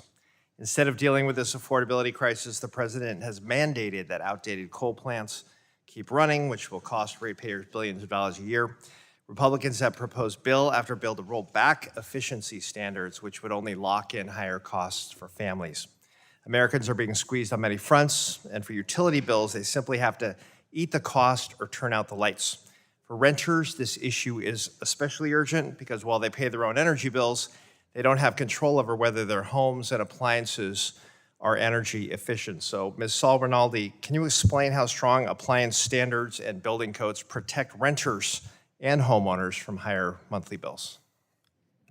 Absolutely, and you're correct that split incentive is critical for the third of the country that rents, and that one of the key issues that appliance standards can do is that a typical household has saved $576 per house per year as a result of applying equipment standards. So once these purchases are made by the landlord for the renter, those energy savings are recouped by the renter. So by setting a standard as the lowest cost that a landlord can put into a home or apartment is critical. And homeowners get the same. They purchase the appliance with some potentially an upfront cost, potentially not. I think the costs of appliances aren't necessarily weighed directly against standards. There's also inflation. There's also the cost of the installation.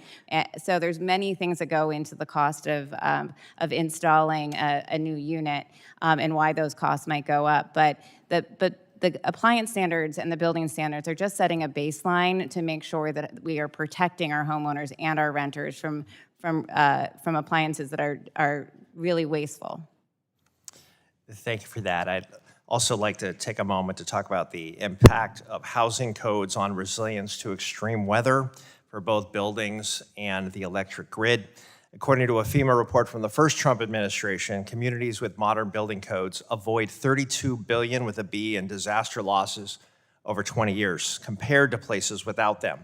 That's why I introduced my Weatherization, Resilience, and Adaptation Program, or WRAP Act, to help low-income families harden their homes against natural hazards. We also know that more energy-efficient homes and appliances will reduce strain on the grid by lowering demand during heat waves and cold snaps. So again, Ms. Saul-Rinaldi, beyond lowering bills, can you speak to how stronger codes and home hardening investments work together to reduce our disaster losses?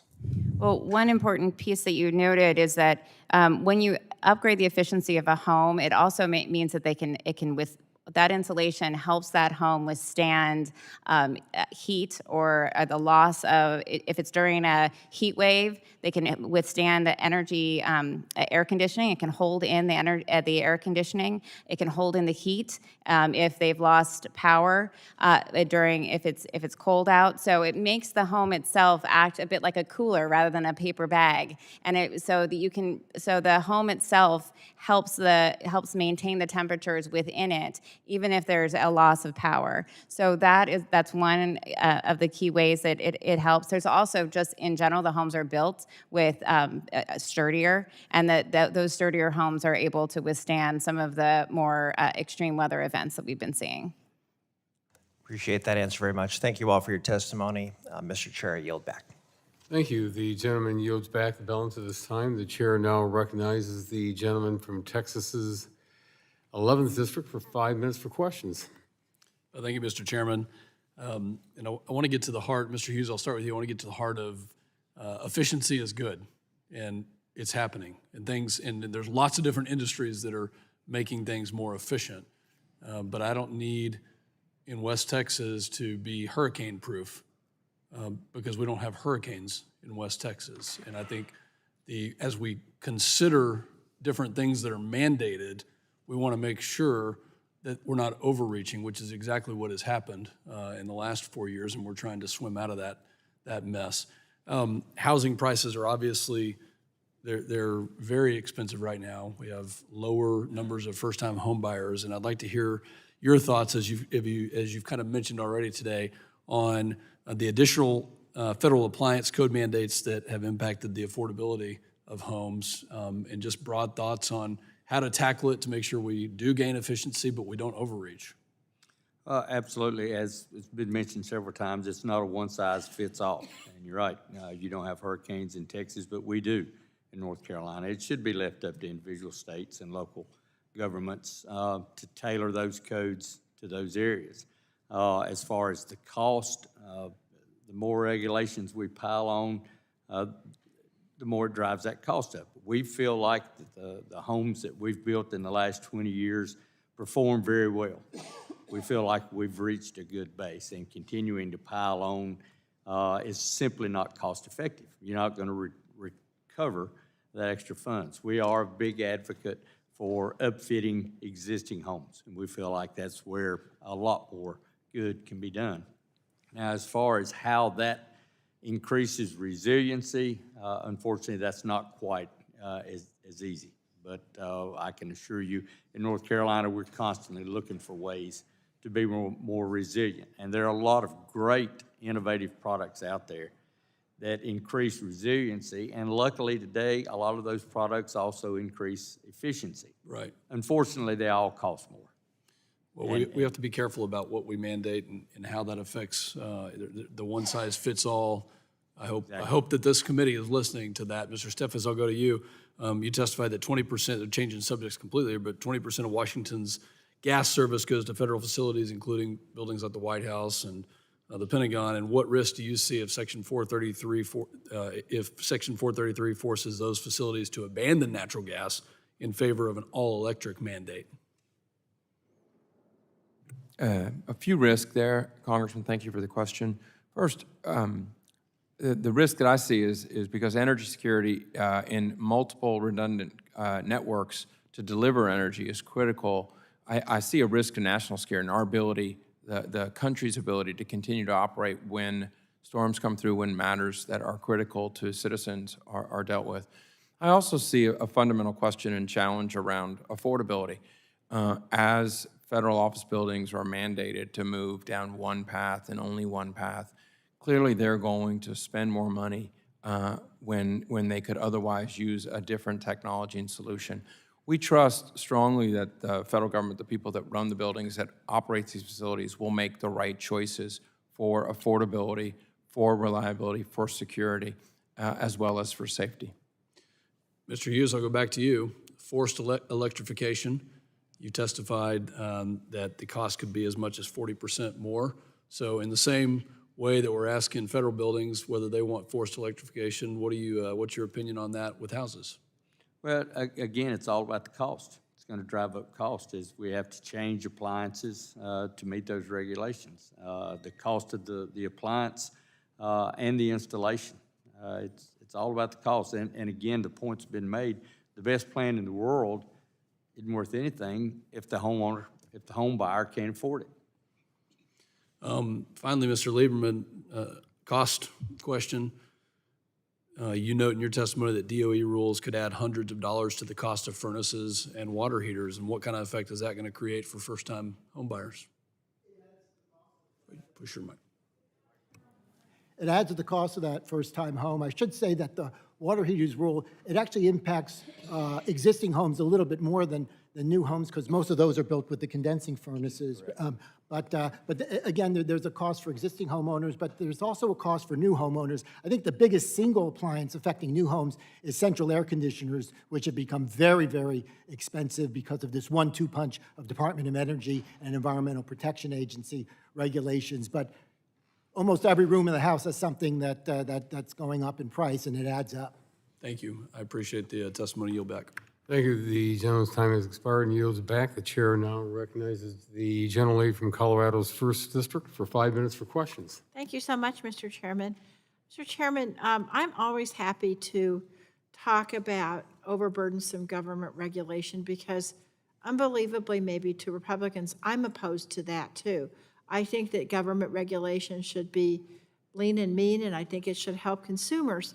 Nonetheless, I was really perplexed because my colleagues on the other side of the aisle seem to think that all of these efficiency standards they're talking about are actually going to hurt consumers rather than save them money in the long run.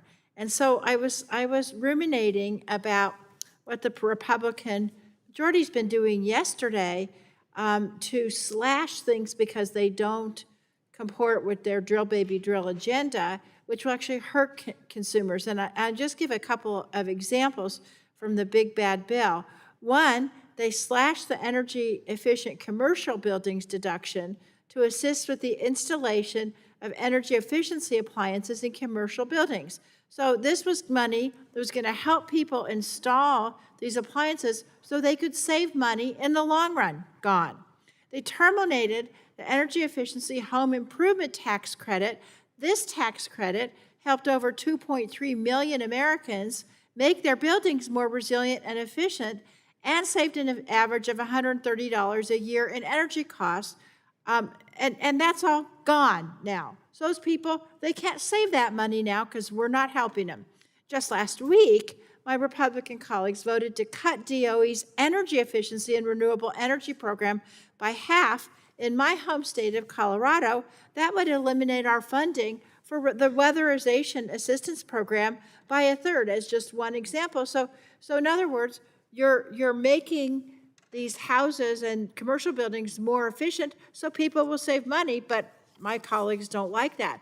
So, Ms. Saul-Rinaldi, I want to ask you a couple of questions about the impact of cutting energy efficiency standards. Because in my opinion, these standards create healthier, more comfortable indoor spaces. And in fact, they help with health issues, respiratory issues, and preventing chronic diseases like cancer, lower respiratory disease, and other things. So let me ask you, poor indoor air quality leads to more asthma incidences, causes colds, allergies, headaches, fatigue, and negatively impacts our mental health. Is that what studies show? Yes, that is exactly what studies show. Okay, so given that we spend 90% of our time indoors, wouldn't it stand to reason that health issues caused by poor indoor air quality would lead to an increase in healthcare costs? Yes, yes. So, Mr. Chairman, I have here a study, and it's from UL Solutions, which concludes that negative health effects triggered by poor indoor environmental quality make up nearly 14% of healthcare costs. I ask unanimous consent to put that in the record. Without objection, so ordered. Thank you. Now, Ms. Saul-Rinaldi, efficiency standards not only mitigate health risks, but modern building codes protect us during natural disasters by making our buildings more resilient. Is that right? Yes. Now, are you aware of the study that FEMA concluded where they said that every dollar spent on building code adoption saves $11 in disaster repair and recovery expenses?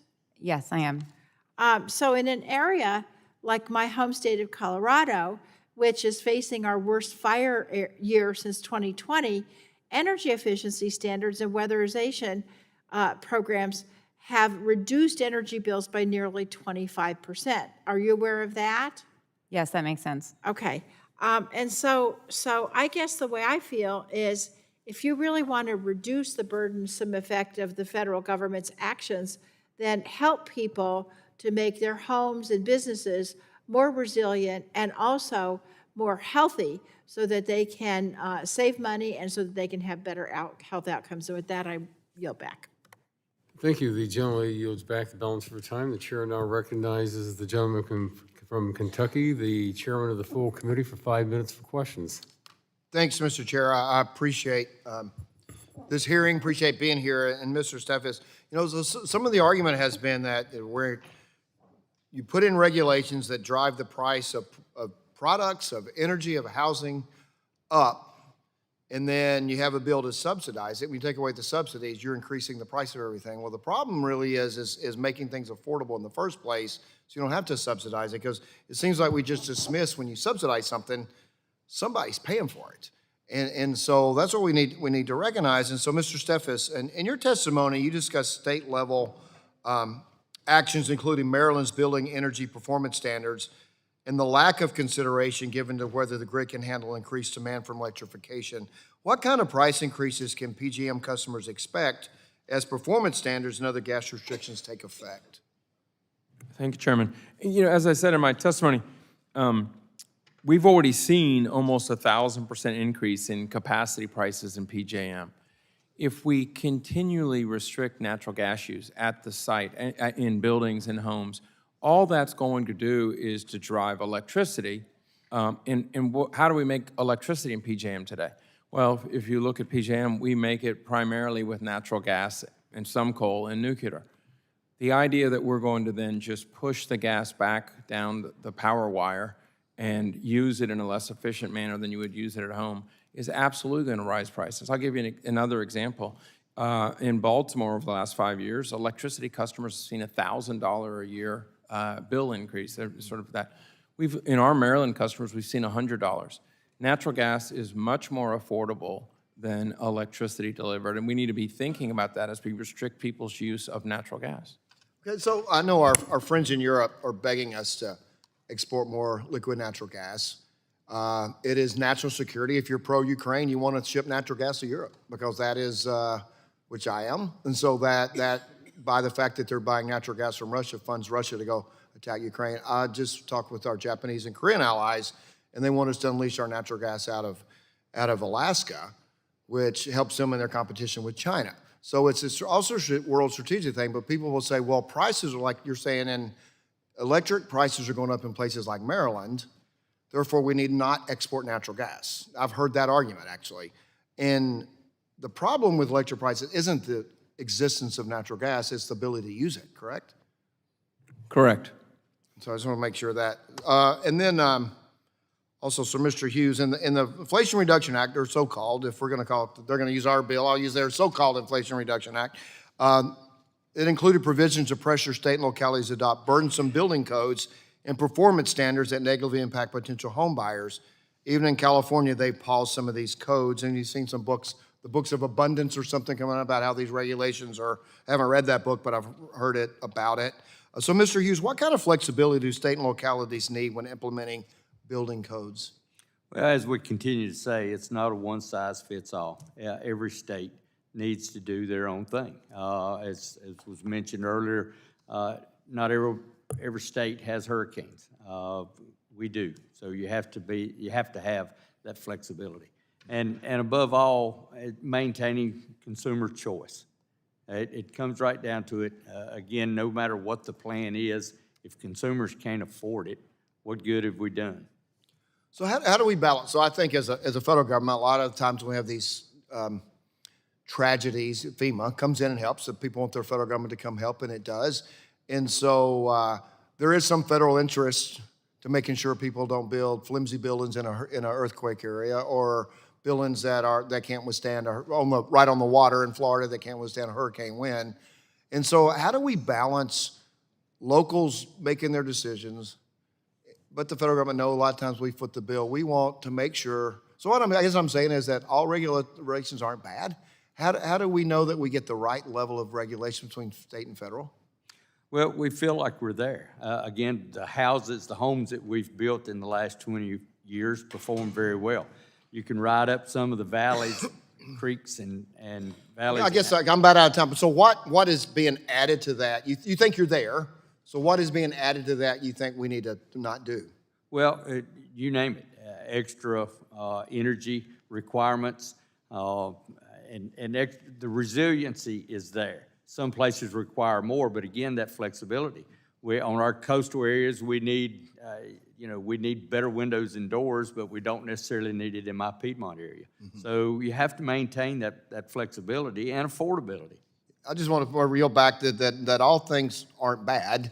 They need to be correct, and we need to make sure they're in the right level. So thank you, and I yield back, Mr. Thank you. The gentleman yields back. The chair now recognizes the gentleman from New Jersey's 8th District for 5 minutes for questions. Thank you, Chairman. And I appreciate us having this hearing today, and talking about buy-in era policies. the Republicans have control of this chamber, they have control of the Senate, and they have a Republican president, yet they want to cast the blame, the affordability challenge, on the prior administration instead of taking accountability for their lack of action to drive down the costs that so many of our families are burdened with.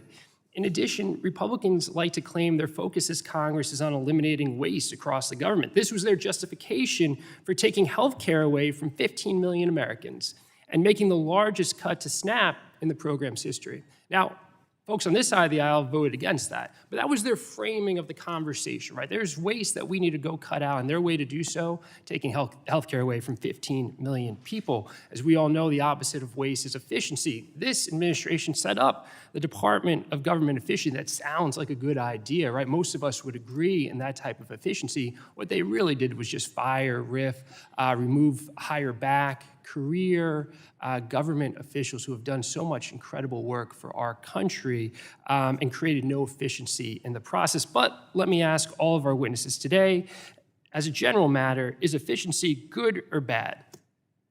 You give me a thumbs up or thumbs down. Good? Okay, I think that's interesting. We'll come back. Good, good, great. But as we've already heard this afternoon, as we've already seen this Congress, Republicans in the Trump administration seem to take issue with efficiency when it comes to energy. This May, Republicans passed and President Trump signed multiple pieces of legislation that repealed Biden-era Department of Energy efficiency standards. Ms. Saul-Rinaldi, with respect to waste, wouldn't inefficient household appliances actually contribute to a waste of energy? Yes, inefficient appliances do contribute to waste. Right. Waste bad, efficiency good. Makes sense. So if more people use energy efficient products, would that lead to lowering energy costs for American families? Yes. Yeah, right. And if more people use energy efficient products, wouldn't that relieve some of the burden that we're putting on our energy grid? It does. Seems so simple. Energy prices are dramatically increasing across the country, and our constituents are footing the bill. In my home state of New Jersey, my constituents' energy bills rose by 20% this summer. PG&M and others are blaming these price hikes on increased demand due to the rapid deployment of data centers and increased AI adoption, which, as we all know, consumes a significant amount of energy. Ms. Saul-Rinaldi, your testimony points out that data centers account for roughly 4.4% of electricity use in 2023, but they're projected to grow to account up to 12% of energy use over the next 3 years. Question: are you aware of any rules or actions being taken by the Trump administration or House Republicans to keep the costs associated with these data centers from being shifted to households? I'm not aware of anything specific. Yeah, because I'm on this subcommittee, and we've had tons of AI hearings, but not one about the energy that goes into powering AI, which our consumers, and when I say consumers, I mean our constituents, are footing the bill of. And so it seems to me that that is a big challenge that we have to face, which we don't actually want to face here. We just want to look backwards to the Biden administration and blame them for their policies instead of taking accountability and the work that remains ahead. Shifting a little bit, a question for all witnesses. Do we need more energy production? Just yes or no? Great, I agree. But instead, President Trump and Republicans in Congress have consistently made policy choices to inhibit our ability to quickly bring new energy sources online in order to prop up fossil fuels, including by gutting the Infrastructure Investment and Jobs Act and the Inflation Reduction Act, and imposing tariffs that will dramatically increase the cost of equipment necessary to build out energy projects. Just quickly, have tariffs been good for home building or bad for home building? It's not been good so far, has it? No. Yeah, pretty bad. So they've completely abandoned renewables such as solar and wind so much that they refuse in this committee to use the word renewable when we're talking about energy. And this administration does not allow administration officials to acknowledge an all-the-above strategy when it comes to energy production. We've had witnesses here who say we need more energy, we're seeing the increased demand in AI data centers, but we're going to cut off the country's supply because we don't believe in offshore wind or solar, despite the fact that in Texas, not a blue state, 30% of their energy production has come from the word renewable energy. And that's why consumers in Texas are paying lower prices for their electricity. Instead of making that a national profile that we can do. They want to take us in opposite direction. They have failed on accountability. They're failing every single day, and it's a travesty that the American people are literally paying for. I yield back. And the gentleman's time has expired, and the chair now recognizes the gentlelady from Tennessee's 1st District for 5 minutes for questions. Thank you, Mr. Chairman. Thank you all for being here with your testimony. And you mentioned how states and localities have used building codes to go around EPCA state preemption and to mandate de facto gas bans and appliance standards. And I guess I'll start with you, Mr. Hughes, since I can understand your accent, okay? And I know that all over the country, there's been a housing shortage, especially in places like California and New York, and even in Tennessee. In particular, they struggle to increase their housing supply. If we don't have enough rooftops, we can't fill the jobs that we have. What do your members say is the single largest cost to build a new home? And for the record, everyone else has an accent. Yeah, totally. What is the single biggest cost addition right now? Is that what you're saying? Wow, it varies in different areas. On the West Coast, it's got to be impact fees. For us, labor is a big factor. Some areas, it's lots. So the list goes on, and it varies from one state and one region to the other. Yeah. Again, a reason we don't need a one-size-fits-all. Correct. Thank you, sir. Mr. Steffes, in Tennessee, homes that use gas for heating save around $449 annually when compared to an all-electric home. And Tennessee's been a leader when it comes to energy choice and has enacted laws to ensure customers make the decision about what's right for them. As a regulated utility, can you explain how these gas bans impact the service Washington Gas provides to its customers? Thank you, Congresswoman. I would just say this. Our customers tell us every day, either current customers that want to ensure affordable future, reliable future, or developers and builders who are trying to build in this region, that they want to have the choice of natural gas because they understand, as residents of Tennessee realize, that it is a more affordable option. Yeah. So we're hearing that every day from our customers. Yeah. Can you explain why Washington Gas uses demand-side management and utility programs to incentivize energy efficiency and grid resilience? So, one of the things that, Washington Gas does, we believe strongly in energy efficiency. We work with our customers in Virginia and Maryland so that they can bring more efficient products into their homes as they choose to do that. Because ultimately, we want them to use the amount of energy they think is appropriate in the way they want to use it. Yeah, yes, sir. Mr. Lieberman, for American manufacturers that build here, they must make significant investments to comply with EPCA. When we consider EPCA reform, how do we ensure DOE cannot change or reverse standards that would allow foreign manufacturers to flood the market, hurting our domestic industry and putting U.S. jobs at risk? Well, I do have to say that my sympathies are more with consumers, homeowners, than with manufacturers, and especially unsympathetic when manufacturers actually lobbied for these standards, as is the case in a few instances, as with air conditioners. For example, this gave air conditioner manufacturers a captive market for more expensive equipment. So I don't have a lot of sympathy there. I think it is true that, if we revisit any standards, we might want to consider, a glide path, not abruptly ending things, because manufacturers have made the transition, and that is something that should be taken into account if we make changes to these standards. But again, my sympathies are with the consumer, not the manufacturer. Whenever DOE decides to make a change to its energy efficiency standards, the ruling must be economically justified. In your opinion, sir, and this is Mr. Lieberman, do you think EPCA's current 7-factor test that guides the DOE's economic justification needs to change? And if you do, why? I think there are some factors that just don't get included enough. Some of these new standards, and Mr. Hughes can attest, has made installation costs higher, and that's something that DOE doesn't usually factor in sufficiently. We've also heard more and more, every one of these standards comes with a very optimistic analysis when it's finalized by the Department of Energy, high benefits, low cost. But then reality kicks in, and a few years later, I should say, we see that the reality wasn't so rosy. One of the things we see is impacts on product reliability, also impacts on product lifetime. So there's some aspects to appliance affordability that aren't fully taken into account. And so I think that we could do, or DOE could do a better job of taking those into account and considering not regulating. There's no requirement to regulate. In fact, you're required to not regulate if doing so is not economically justified.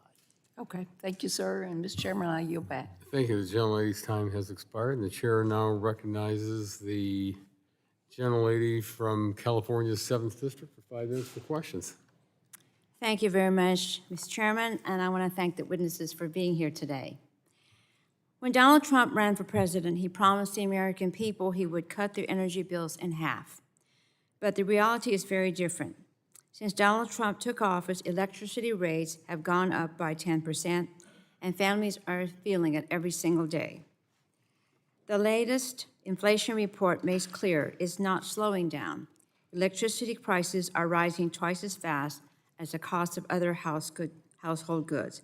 And why? Because President Trump is making deliberate choices that drive costs higher.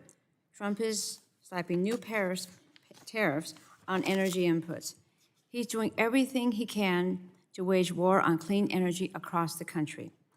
And congressional Republicans just repealed the tax credits that were reducing the cost of new energy products or projects. It's not rocket science. If you reduce the supply of energy, it's going to cost more. And that's what Trump and congressional Republicans are doing right now. And now Republicans are on a crusade to make everything in our lives less efficient. If they have their way, people's energy bills will skyrocket even faster. Energy efficiency is one of the best ways Americans can lower their electricity bills. Ms. Saul-Rinaldi, can you give us a brief breakdown on the energy use in the average American home? Well, homes make up approximately 20% of our nation's energy consumption, and so primarily in each house, it's the systems. So that's the heating and cooling makes up the majority of that. Mm-hmm. Okay. I understand the heating and cooling is probably 50%, is that right? At least, yeah. Okay. It depends on how well insulated the house is. Sure. And water about 15%? Right. Okay. So if the average American family wanted to reduce their energy use and save money on their utility bills, what would you recommend? I first usually recommend an energy audit, having a professional come review the house, make sure that their air conditioner is sized properly, make sure they have the right amount of insulation, and make sure that they are taking advantage of all of the low-hanging fruit for energy efficiency. Then usually, since 9 out of 10 homes are under-insulated, probably energy efficient and insulation would be what they would need to do. And then after that, make sure that their systems are the most efficient possible to make sure that those big system costs are reduced. Okay. Now, savings from efficiency can really add up, but some of the Republican witnesses here today have raised concerns about the upfront costs of energy efficiency homes. I find this incredibly cynical. Democrats' Inflation Reduction Act expanded tax credits that reduce the upfront cost of energy-efficient homes. But Republicans just repealed those tax credits in the big, ugly bill. In fact, just 2 months ago, every Republican on this committee voted to kill those tax credits. Ms. Saul-Rinaldi, can you explain what those tax credits were and how the repeal of those credits will increase costs for Americans? Yes, the 25C energy efficiency home improvement tax credits that were repealed, they're available until the end of this year. But starting in January, homeowners will no longer be able to take credits for gas and electric heat pumps, heat pump, water heaters, insulation, doors, windows, and 2.3 million Americans claimed the 25C tax credit, receiving over $2 billion back in tax credits, and the average tax credit was $882 per house. So that was pretty significant for many homeowners. It is. Now, it's really a shame because an energy-efficient home can be life-changing.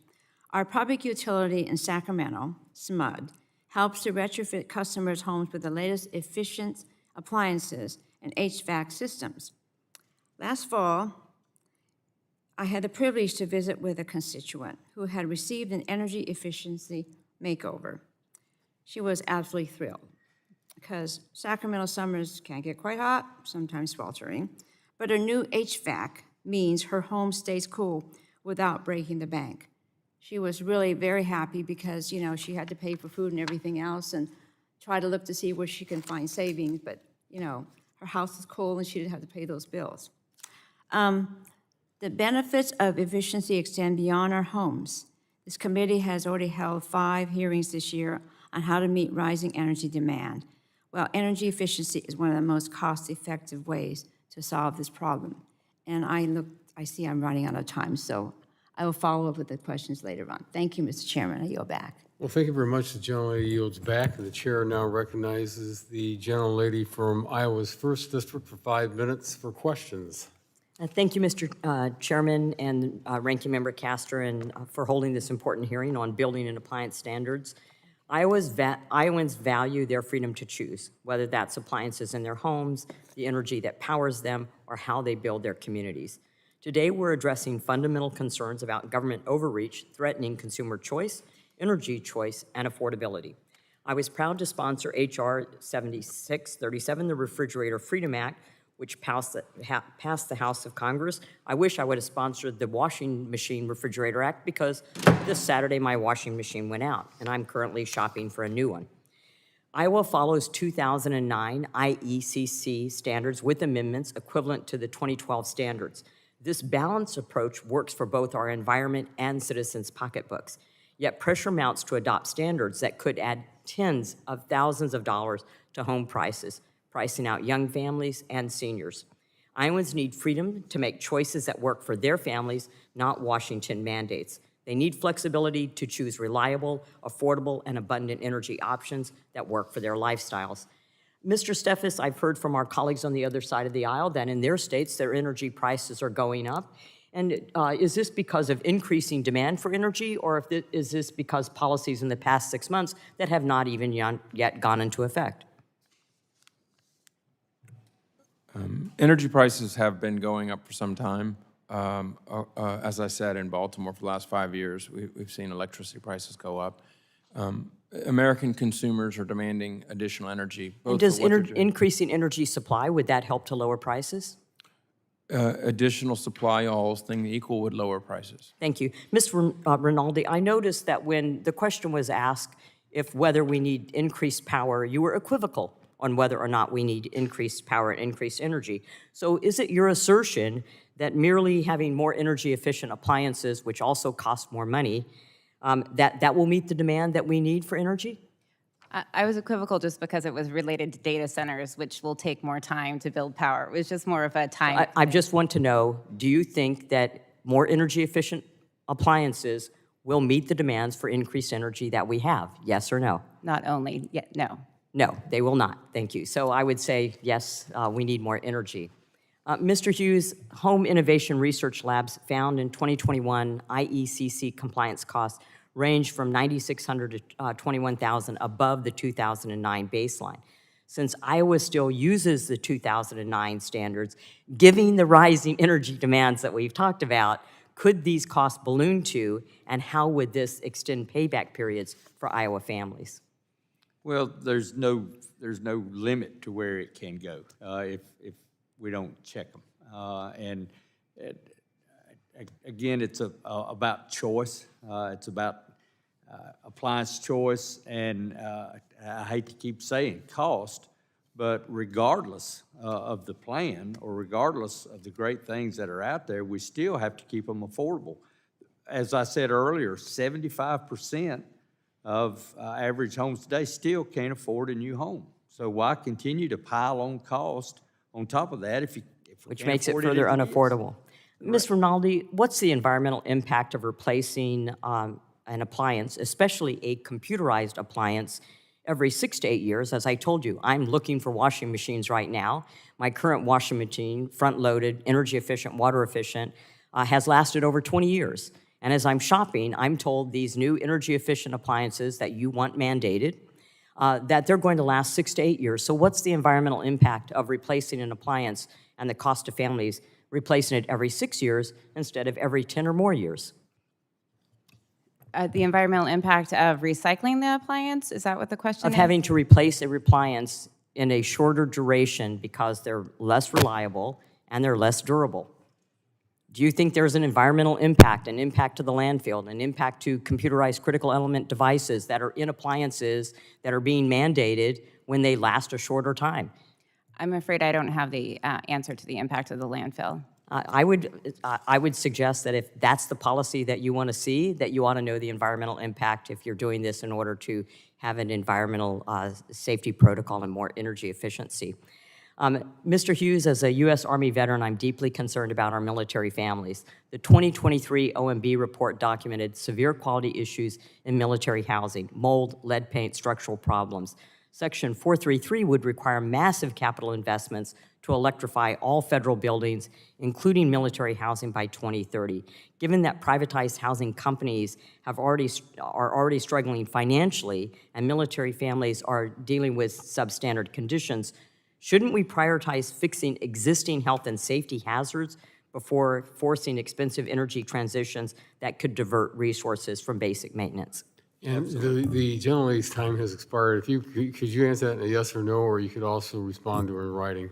Well, yes, but we will respond in writing. Thank you very much. Thank you very much. I yield back. Thank you. The gentlelady's time has expired, and the chair now recognizes the gentleman from Texas's 33rd District for 5 minutes for questions. Thank you, Mr. Chairman.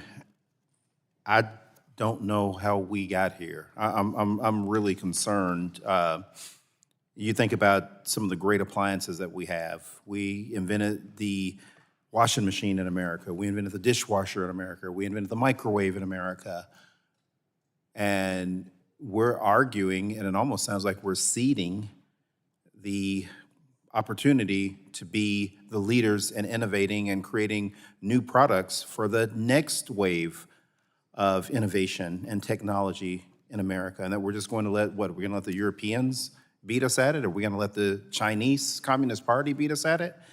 Like, I think that this is crazy that we're kind of having these arguments. We know that we want to be the leaders and we want people to buy American appliances, and that we want to be the innovators in these new technologies, energy efficient technologies, and that we're going to have to find energy as the country continues to grow and more of the world gets online.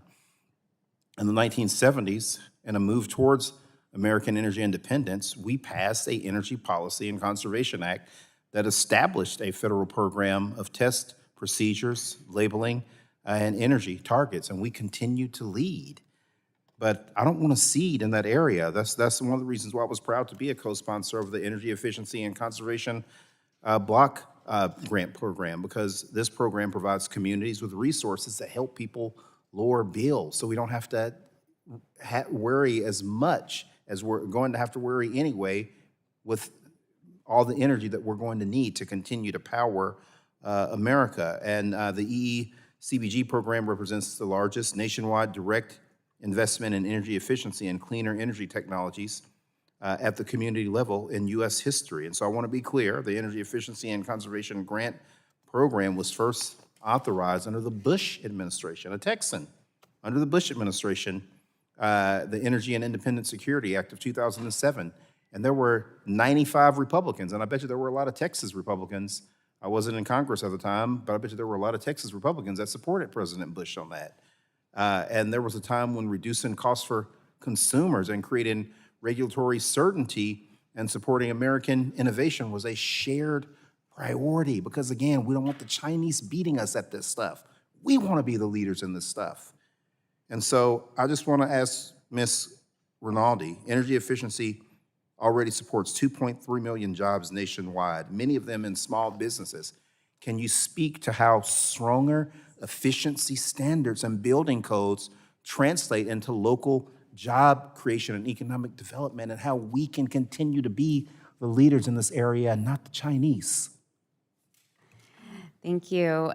Yes, and energy efficiency has historically been a bipartisan issue.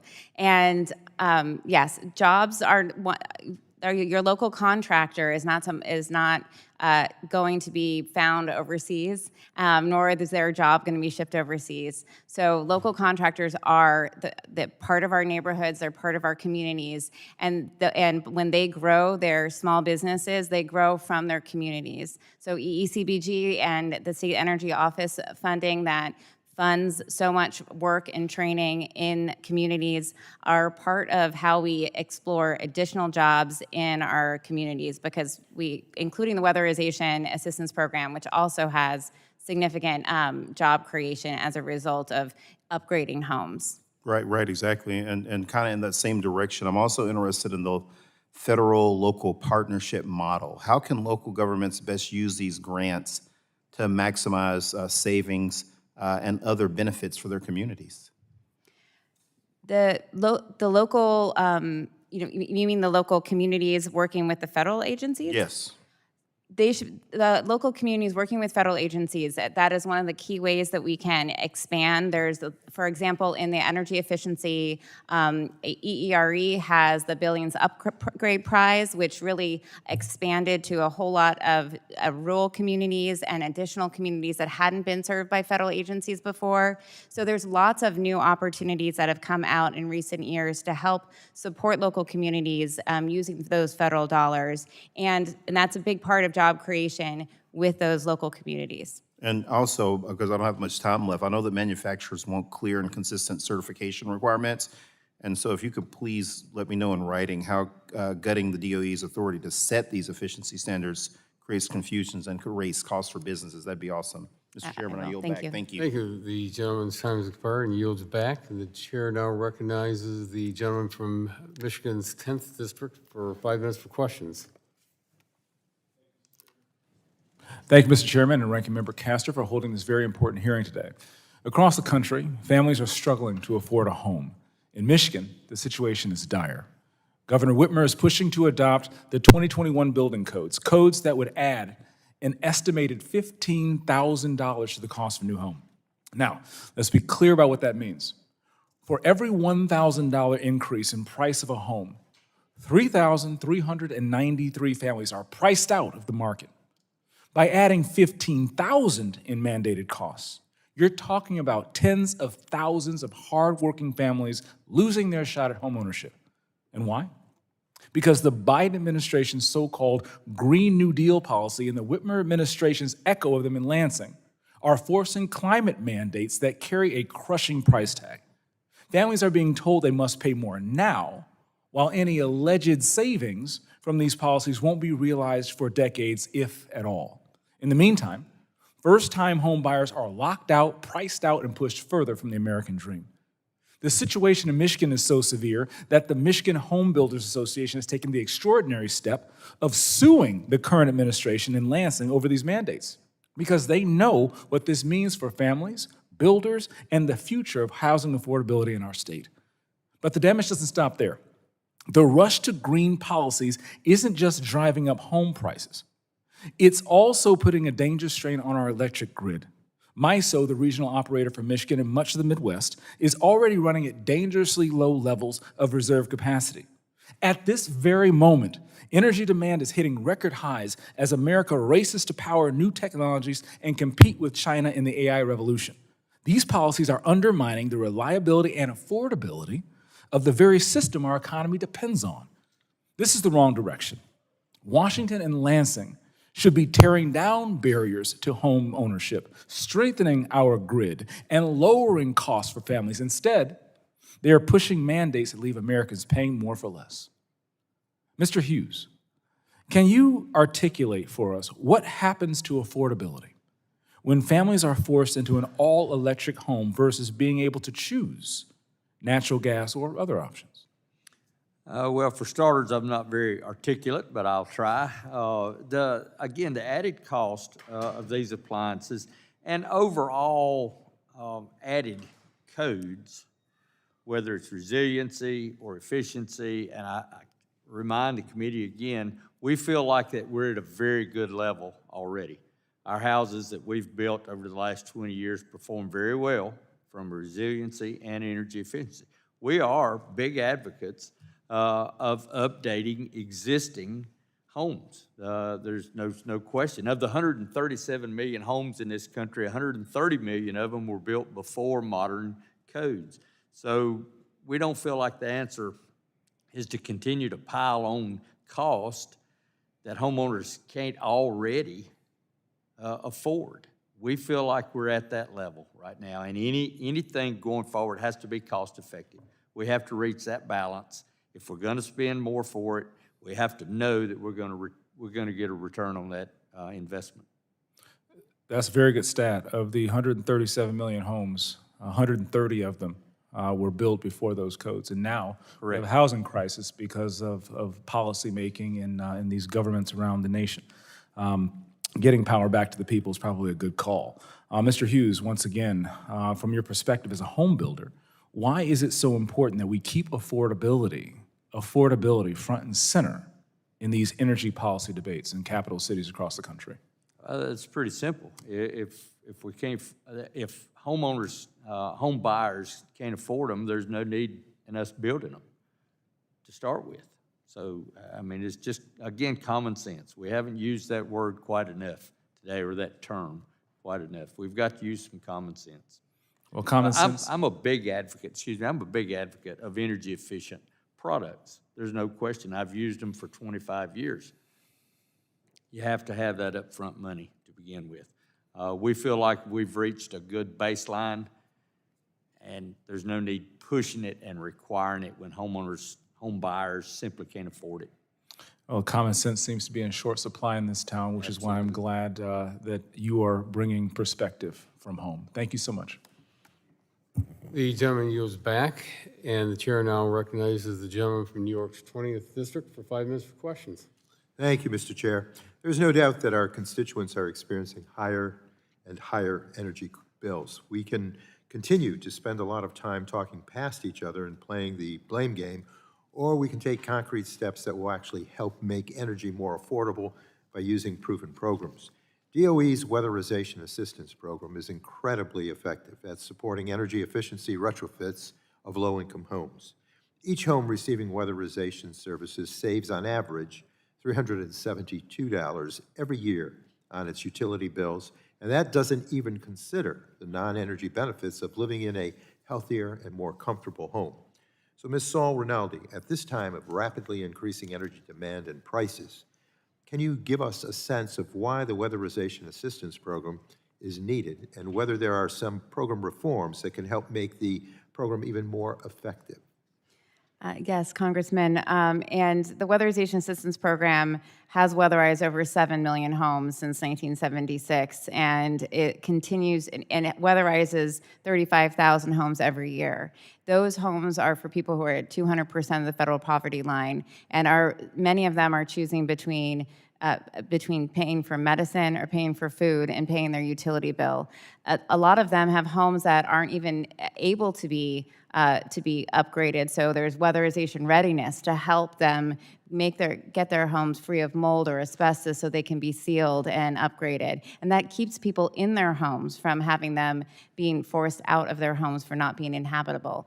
The Weatherization Assistance Program is critical to the most underserved people in our communities, and that is why the Building Performance Association strongly supports the weatherization legislation that you introduced. Well, thank you. That bill that you've just indicated is our bipartisan bill, H.R. 1355, that would reauthorize the program while making modest reforms to allow it to even more effectively serve eligible households. And I don't see any reason why we couldn't come together to work on this effort. The last time this program was reauthorized, President Trump signed it into law as part of the Energy Act of 2020. So as recently as July 8th, DOE issued a press release celebrating $325 million in weatherization assistance funds and $30 million in weatherization readiness funds being made available to states. A DOE official is quoted as saying, "Thanks to President Trump's leadership, we're able to focus on reducing energy costs for Americans that can least afford high energy prices through the efforts of weatherization." Mr. Chair, I'd like to request unanimous consent that this press release be included in the hearing record. Without objection, so ordered. I thank you for that. In addition to the administration's acknowledgement of the effectiveness of the program, Ms. Saul-Rinaldi, you mentioned in your testimony that nearly 750 contractors and individuals from across all states, all 50 states, have expressed their support for this reauthorization effort. Can you give us a sense of why BPA, along with many small businesses it represents, believes this program is so important? Weatherization is a job creator, and there's training associated with weatherization assistance program. Across the country, we see more contractors being trained to work in these low-income homes, and the contractors also have a real connection with their customers. They see how it helps change their lives for the better. Our contractors are very supportive of the weatherization program because of that real connection they have with their customers and the training that it provides them. I thank you for that. And I'd like to request again unanimous consent to add a May 8th letter from nearly 750 individuals and contractor businesses to Chair Guthrie, Ranking Member Pallone, and the leadership of the Senate Committee on Energy and Natural Resources in support of H.R. 1355. So if I can get approval there, Mr. Chair. Without objection, so ordered. Thank you so much. I certainly want to make sure the contractors carrying out this work are able to continue to provide weatherization services.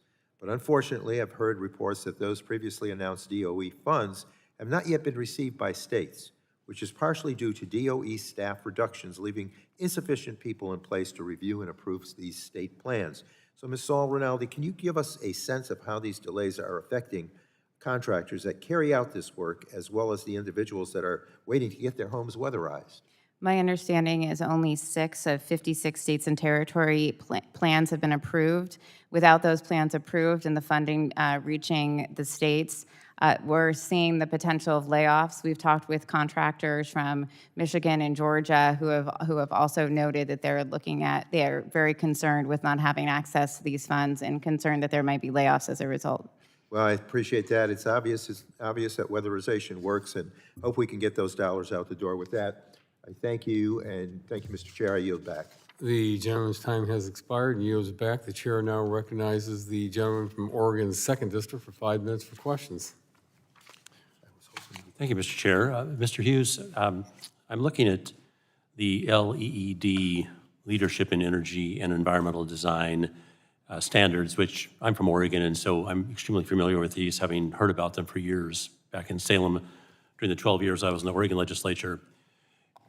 The list of things that are green, and that's what this hearing is about today, includes location and transportation, sustainable sites, water efficiency, energy and atmosphere, materials and resources, indoor environmental quality, innovation and design, and regional priority. These are all important matters, but they add between 10 and 30% to the cost of a house.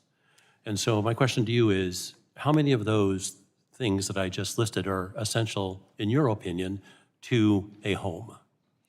I guess they're all essential, but it should be, we feel like it should be left up to the homeowner as which are the most essential, which are the most important, which are they willing to pay extra for. I wouldn't call them essential if you can choose, but maybe desirable is the word. Location and transportation, who wouldn't want that? Exactly. Sustainable site, all of these things are things that you would want. But if we're going to impose them upon people, there's the small matter of having to pay for them. And right now, there are huge groups of people who simply can't afford this kind of, should we call it a luxury, or what should we call it? Yes, probably a luxury, and unfortunately, too many times those luxuries are what garner the most cost, or what people are more willing to pay. Location, you said it's sad to see as much money spent on location as it is when it could be, I'd rather see it spent on the envelope. Yeah, so there is zero doubt that we need more housing, zero doubt of it, and this debate about whether those houses have to be green in quotes and using the LEED standard is, to me, something that certain people can afford, but most people cannot. Correct. And when I first looked at this hearing, I thought we would be talking about building codes. I'm a lawyer, I've called one of my former clients a building contractor, and I said, what's the most important thing about codes? You're a builder. What do you think his answer might have been? What, I'm sorry, what? I asked him what was the biggest problem when it came to building codes, and his answer was the inspector. That's how he answered it, and I agree with that because the dramatic variability in who you get as an inspector. Oh, sure. So I have to say, as we're having this debate about codes, I'm amazed because there's this underlying assumption that they're all equally applied, and that is simply not true. At least that's been my experience from a distance. How about yours? Absolutely, and the term that I hate to hear the most when I ask an inspector a question sometimes is when they say, what I like to see, and I said, no, I'm not interested in what you like to see. What does the code say? It's very different. Coast to coast. But what I'm saying is, if we're going to debate whether it should be green or whether it should not, one has to understand the enormous amount of flexibility, which is a nice word I'm going to use, in the application of whatever those standards might be. And I just want to say that when it comes to affordability on the one hand and a code on the other, who should be making that decision and where should it occur? Homeowner. The homeowner should make that choice, but when it comes to a code that's a mandate, it seems to me that there's the federal level of determining that, there's the state level of determining it, Right. There's the local level, and then there's the inspector. So where would you suggest we focus our attention when we're trying to figure out how we're going to apply whatever code we might think is mandatory? Personally, I feel like it should be done at a state level. Unfortunately, that varies too. There are some home rule states that leave it up to individual municipalities, counties, and cities, and which is a disaster because more times than not, it comes down to that inspector. In North Carolina, we have a uniform code, and it's still a struggle to make sure that everybody gets the same answer. Certainly is. Thank you for being here. Thank you for all of your participation. I yield back. Thank you. The gentleman yields back the balance of his time. The chair now recognizes the lady from the Washington's 8th District for 5 minutes for questions. Thank you, Mr. Chairman. Thank you to the witnesses. I remember the 1970s. We had a gas price crisis. We had gas lines, and that brought us gas-efficient cars, and it brought down prices and our need for gasoline, and it reduced pollution, and it was a win-win-win. And we all learned from that. Since the 1980s, the Pacific Northwest has embraced energy efficiency, squeezing every single drop out of each kilowatt from our hydroelectric dams and other sources, and that has resulted in the Pacific Northwest reaping huge efficiency benefits for decades, delivering lower costs and keeping the power on and keeping our grid from getting overloaded. And so the premise of this whole hearing really boggles my mind. I mean, it's really just not that complicated for me or for my constituents who wouldn't want more energy efficiencies with this kind of track record of money savings and reliability. And I'll tell you that in my district, Democrats and Republicans agree on this. We like efficiency. The public utility districts love this. They don't want to have blackouts. It just feels like a no-brainer, and I can't imagine why it is not a bipartisan agreed on issue here. And I say that because the recently passed, One Big Beautiful Bill stripped away these tax credits that we've been talking about today that were meant to help consumers pay any increased upfront costs on an energy-efficient home, and that is not reducing costs. And now we have an administration that is set on weakening the Energy Star program. Who doesn't love the Energy Star program when you're buying a new appliance? I mean, we love those programs. We get heat waves now in the Northwest. Most of us don't have homes with air conditioning. So now we're all getting air conditioning for the first time, and we want heat pumps because they're energy efficient and they will save us money. And not just that, these incentives send signals to the market so that they build more of these and there's competition and prices come down. Like, this all just makes common sense. I also just wanted to touch on building codes because that's really the topic here. For years, the PNNL, the Pacific Northwest National Lab, has provided detailed cost savings analysis for consensus-based building codes from a panel of experts. And for the most part, these building codes, they're local, and states and communities need good information based on evidence to make those decisions. And yet, even that research is being undermined by this administration. In fact, the program that funds it is being cut by 93%. Mr. Hughes, NAHB was an active participant in deliberating these building codes. Can you just simply agree that decimating funding to assess new building codes takes and efficiency standards takes critical information away from developers who are looking at building codes or people buying new appliances? Like, does evidence help them make decisions? I would say yes. I would say yes, too.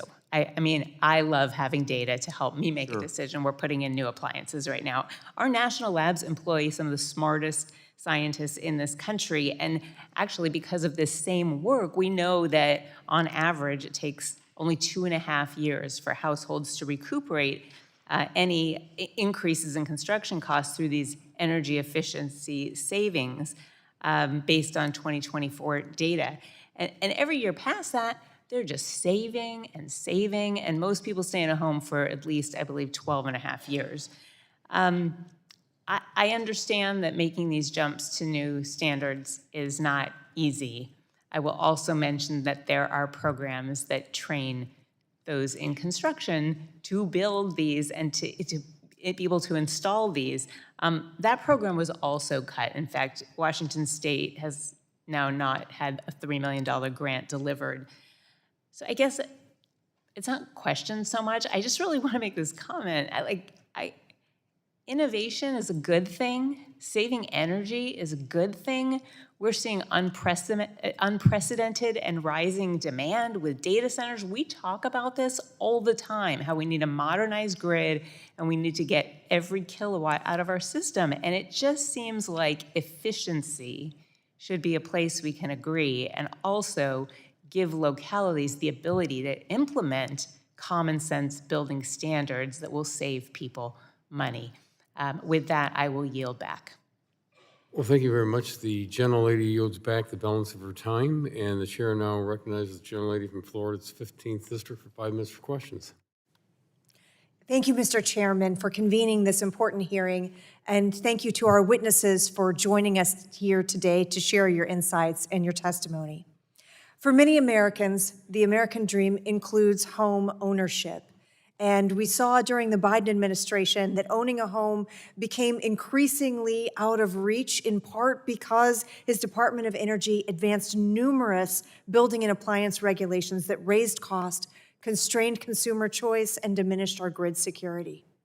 We've worked with President Trump to already reverse some of these policies, including signing into law the CRA resolution to rescind regulations imposed on appliances, including natural gas water heaters, dishwashers, and central AC. I appreciate our witnesses sharing their insights about the impacts of mandating burdensome building and appliance energy standards and discussing with us today the further steps that we can take to restore the American dream of homeownership.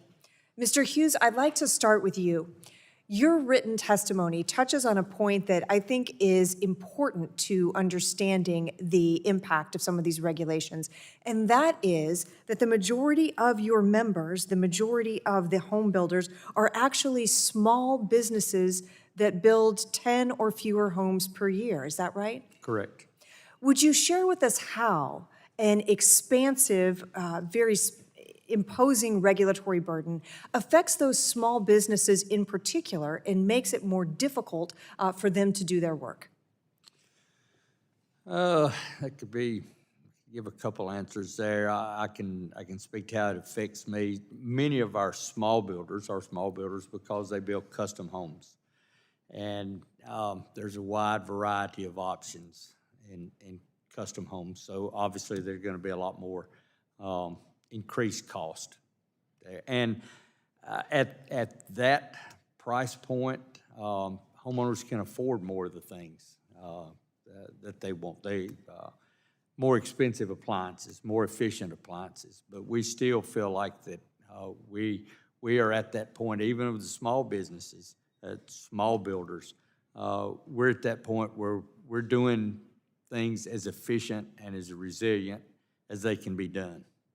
We Now- don't need to continue to pile them. Would a typical small home builder have an in-house legal department? No, Would a typical small home builder have an in-house compliance department? no. Now, another thing that I hear frequently I'm from Florida, so one thing that I hear frequently back home is concern about the rising cost of housing. And in your written testimony, you also mentioned that energy efficiency enhancements are often not fully accounted for in the appraisal of homes. Can you explain to us why these enhancements might be difficult to account for? Well, I can tell you from experience, as I mentioned earlier, I'm a big advocate of energy efficient systems, and I've been using them for 25 years. And I can tell you, in that 25 years, I've had one appraiser to give me any extra credit for an innovative new product. That's also a crisis. I've been sitting on round tables for 25 years, and we've gotten nowhere with it. And that makes it difficult, too, as we continue to add regulations. If you're not going to get credit for it, and you can't afford to pay for it to begin with, we've gotten nowhere. So in other words, a home buyer who pays for a more expensive specific appliance to comply with this type of standard might not see that value add in the home later if they were to sell it? Absolutely not. And tell me, what challenges, if there are others, does this disconnect between the appraisal value and the actual constructions cost pose for families who are interested in buying a home? I'm sorry. How does that affect a family in real terms if they are trying to buy a home? The appraisal process? Well, sometimes the loan simply won't work.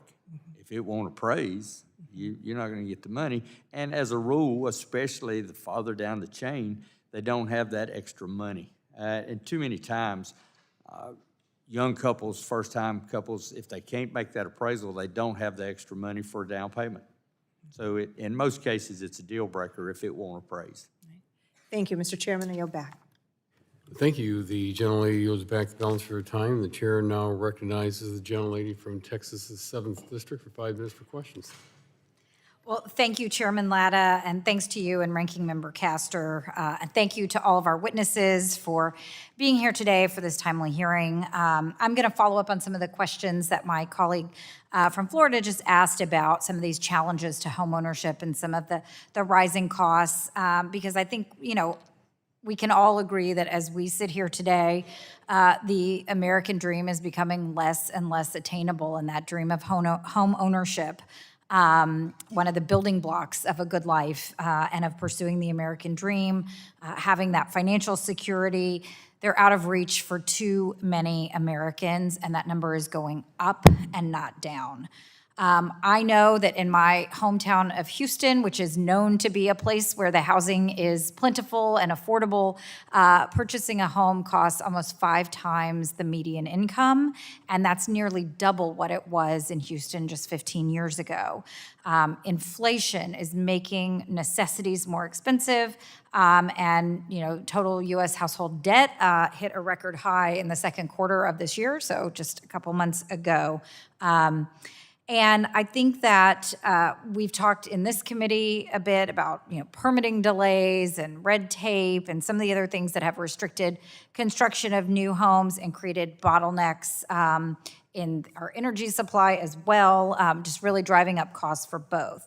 And today, I think most of what I've heard from my colleagues on the other side of the aisle has focused on their complaints about policies from the Biden administration, but we really haven't heard a word from them about what is driving up these prices right now, and that is President Trump's chaotic economic policy, which favors his inner circle and his billionaire buddies and leaves Americans behind. And we know, for example, that when it comes to home building, President Trump's tariffs are going to increase the cost of building a home by more than $10,000. That's the estimate I've seen, Mr. Hughes. There may be others out there, but we know that I'm hearing from contractors in my district that the cost of materials is going up. Everything, from drywall to carpet to so much more. And appliances can be included in that, but we're focused just on appliances in this hearing. The costs of everything it takes to build a home are going up. And so, I think it's really important to focus on that and also understand that the policies that this Congress enacted in that big ugly bill are estimated to raise electricity prices by 61%. That's just an astonishing number. And so the cost of inputs of building are going up, the costs of maintaining and living in our homes are going up. And so one of the things that we know is that these energy efficiency standards have really been important to keeping costs low for Americans. And of course, maintaining consumer choice and ensuring that these standards are attainable is really important. We're all consumers. I think we all support and agree with that. But I think what we're seeing is that this Congress giving the Trump administration a blank check to just slash and burn as it pleases is moving us in the wrong direction. And in less than a year, President Trump has attacked nearly every facet of the federal government that keeps costs down for Americans in need, and including firing all the civil servants that administer the program to keep energy prices down for our constituents, the LIHEAP program, Low Income Housing Energy Assistance Program. So I know that we have limited time here, so I'm just going to mention, of course, there are tens of thousands of households in Texas that rely on that LIHEAP program to keep our costs down. Certainly with air conditioning in the summer and heating in the winter, we have seen in Texas that unfortunately we have extreme weather events at all times of the year. And I've mentioned before in this committee, but I think it bears repeating with these witnesses as we think about insulation, energy efficiency, building our homes.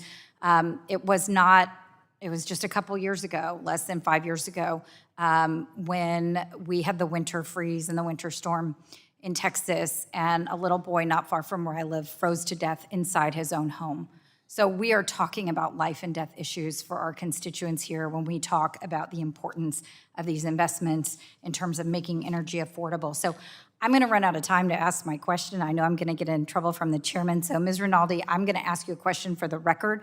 If you can, in your written testimony, respond about what kind of cost savings Americans can expect from weatherization upgrades, especially in states like Texas with increasingly hot summers and cold winters, and also how low-income Americans will be impacted by cuts to efficiency standards and assistance programs like LIHEAP. Thank you very much, Mr. Chairman. I yield back. Thank you very much. The gentlelady's time has expired and yields back. The chair now recognizes the gentlelady from North Dakota for 5 minutes for questions.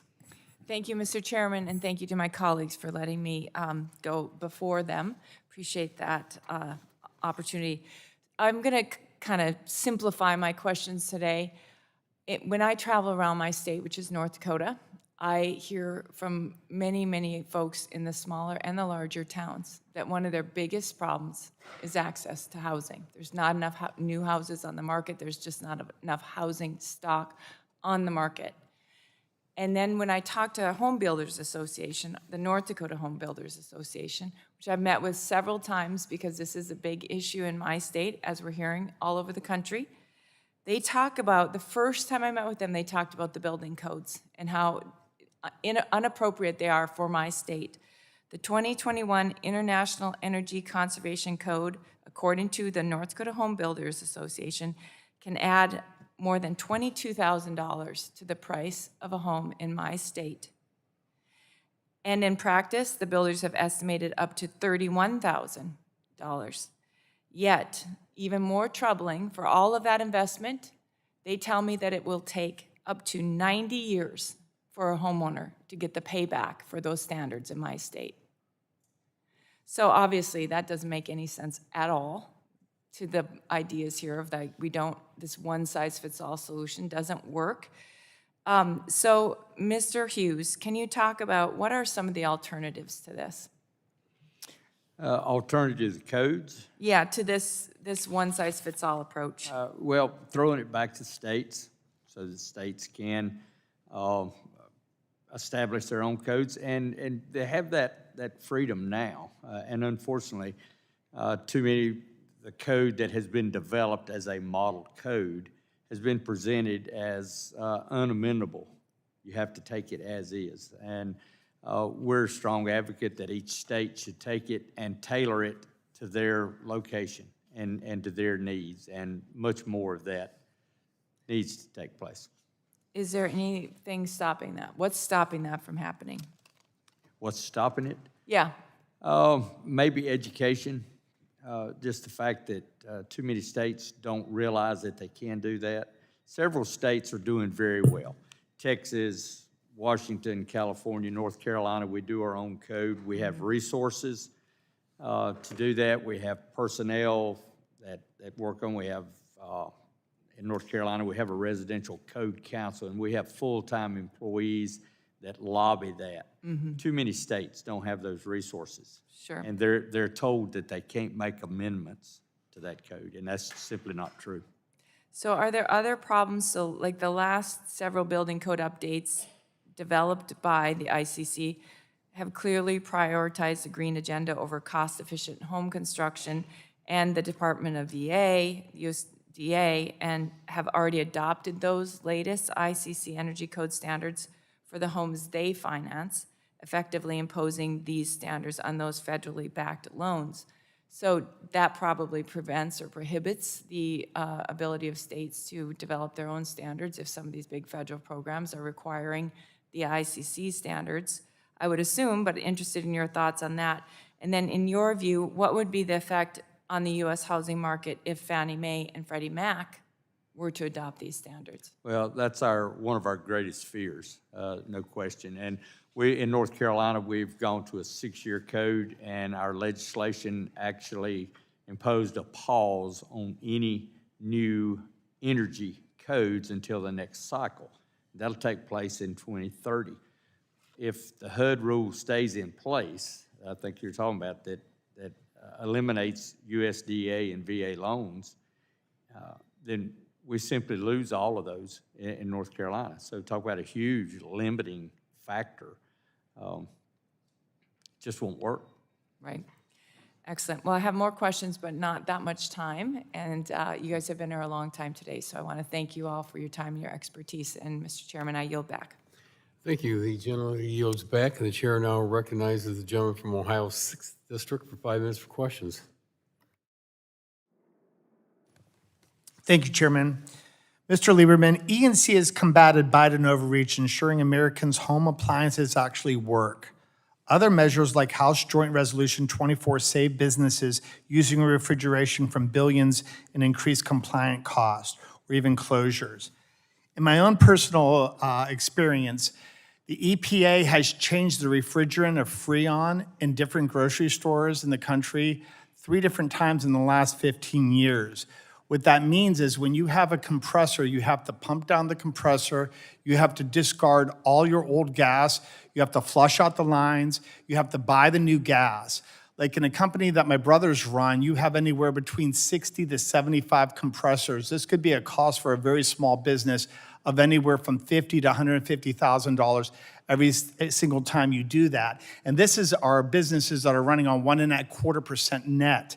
Now, if you're a small little mom and pop independent, much smaller than my brothers, you're gonna go out of business. Now, for the big boys like Kroger, this could cost them $10 to $45 million just to apply this to their stores. And here's the thing, there's no proof in the EPA that the new refrigerants they're using within these systems actually do any better for the environment. So there's actually no proof to back this up. In fact, one of the different changes in the gases, I believe from it was 2007 to 2013, there was virtually no change in any way, shape, or form. And they actually made you do this. And it was such a tremendous cost to the actual small business owners that a lot of them went out of business. So I think we have to really look at things sometimes differently. Like the opposition party, if you look back in history, when they were talking about bags in retail, first they said, let's get rid of the paper bags to save the trees. Then they said, we can't use plastic bags anymore. Then they said, we're going to go to the cloth bags. And the cloth bags were shown to hold all this bacteria within them, and they thought that was bad. So instead of moving quickly and changing these procedures of what gas we use in our compressors within the retail industry, I think we should slow down and have more testing done to see which actually makes sense. So contrary to popular belief, Republicans are conservation. That's what we believe in. When you look at Ducks Unlimited, we're about preserving the land. We want to hunt, we want to fish, we want to love the outdoors, we want to work with the opposition party for a common sense approach to having a better system where mom and pop stores can actually stay in business. We simply don't want to use tax dollars to push an agenda. We want to look at everything from every possible angle. So, Mr. Lieberman, my question to you would be, how can we continue to protect the environment while also protecting consumers' choice and protecting small businesses? Thank you. Well, you're very much correct that the proliferation of refrigerants is a big requirement. Decades ago, the trademark Freon, but known as CFC-12 or CFC-22, a host of chemicals, were restricted on the grounds that they were depleting the ozone layer. Years later, the ozone-friendly substitutes were targeted as greenhouse gases, so it kind of is always something. And so this has added greatly to consumer costs. It's added greatly to repair costs. For example, I know a repair service technician saying he may have to get a bigger truck because all these different refrigerants, and some of it requires dedicated equipment just for that particular refrigerants. There's a risk of cross-contamination using the wrong refrigerant. There's a lot of costs that are on consumers. You also mentioned refrigeration users, supermarkets, and others. So refrigeration and air conditioning has very much been hit with an avalanche of regulations. So at the very least, a go slow approach would be better than this approach where equipment that has years of useful life left, suddenly they have to consider maybe making some changes because it's not clear that the refrigerant needed to service it will be available in the years ahead. So there's a lot to be said for a more measured approach rather than constantly changing the requirements. Very eloquently said, and I do think there's good intentions on the opposition party, and perhaps with the EPA, the intentions are good, but perhaps conversations with associations that this is going to affect so they can see the boots on the ground and see how it actually affects the economy and affects the public. I think those talks would be very helpful to all of us, even bringing in the research, bringing all three of the parties together. I thank you for your time, and I yield my time back to the chair. Thank you. The gentleman yields back the balance of his time. The chair now recognizes the gentleman from South Carolina, 7th District, for 5 minutes for questions. Thank you, Mr. Chairman. Thank you to the witnesses for being here.